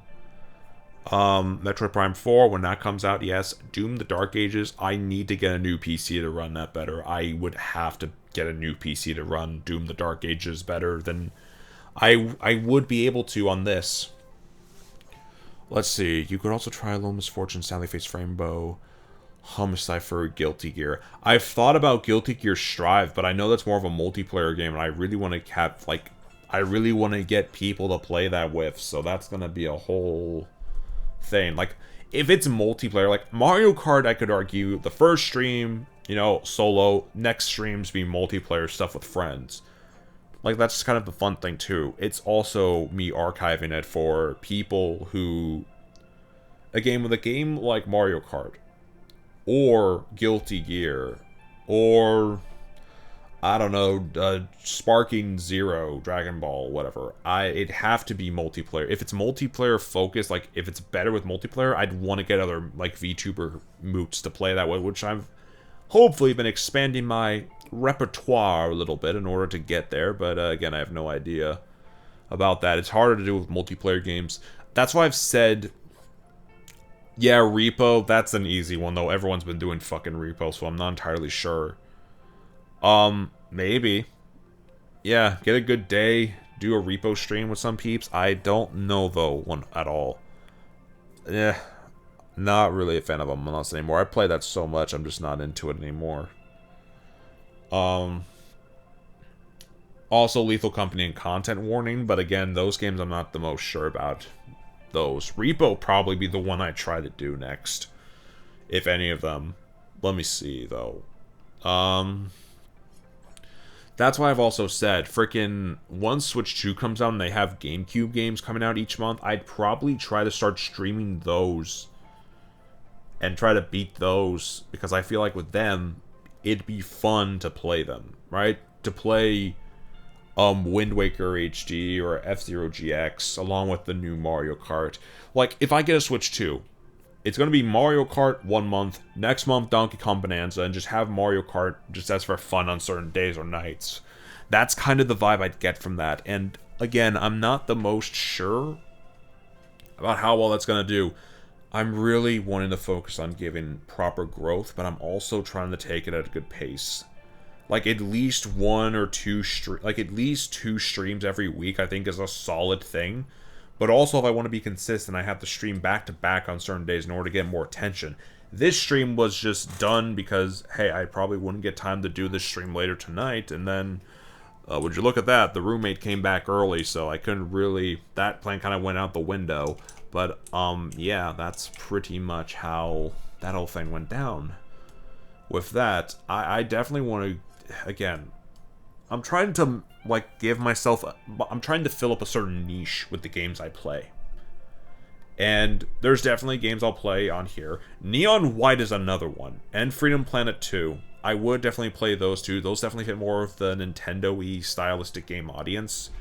But, yeah, no, I want to give a shot to a lot of games. But also I want to have a proper focus. So, like, Nintendo or RPGs. That's kind of the niche I'm trying to fill. Maybe I'll lean more to Nintendo or RPGs depending on certain things, but again, I really want to just give proper timing to a lot of different genres too, and I don't want this to become stale. Like, I don't want to be on my 12th RPG and just midway I want to quit doing this in general. If that makes any sense. Because it can get tiring after a while, playing a game so similar to the previous one and then do that so much where it's just like it's not fun for you anymore. Like, that's the thing. And I definitely have a list of games I'm wanting to freaking do. So, yeah, I'll probably go into the gaming backlog list and touch that up a bit more later. Let me just put on... Ignore that. That's the freaking Lythero mod on my, my browser. But yeah, no, that's yeah, that's pretty much all I could really give for Marvel Rivals today. I'm very excited about the new season. I'd definitely be down to come back to this game again, maybe in a week or two, check up on it and play it some more. We'll see, but I'm probably gonna call it here right now. Thank you guys so much for tuning in. Of course, you know, it helps a lot to freaking if you enjoy the stream, please consider following me. We will definitely be back on Thursday for Xenoblade X, and I will try to come back tomorrow to play more Final Fantasy 16. So if you guys enjoy those, you know, if you like those series, Xenoblade or Final Fantasy, consider following us, and we are continuing to play through the new games in those franchises. Go check me out on Twitter and Blue Sky. I'm on there doing art, or I'm on there doing promotion, or I'm trying to just do stuff to grow as a content creator, to just see how these things go, and I'm really wanting to put more focus on all that stuff going forward. Again, thank you guys so much for tuning in. I hope you all had a good time as much as I did, and if I do not see you guys tomorrow, then have yourselves a damn good one. Take care, and have a great rest of your night, guys.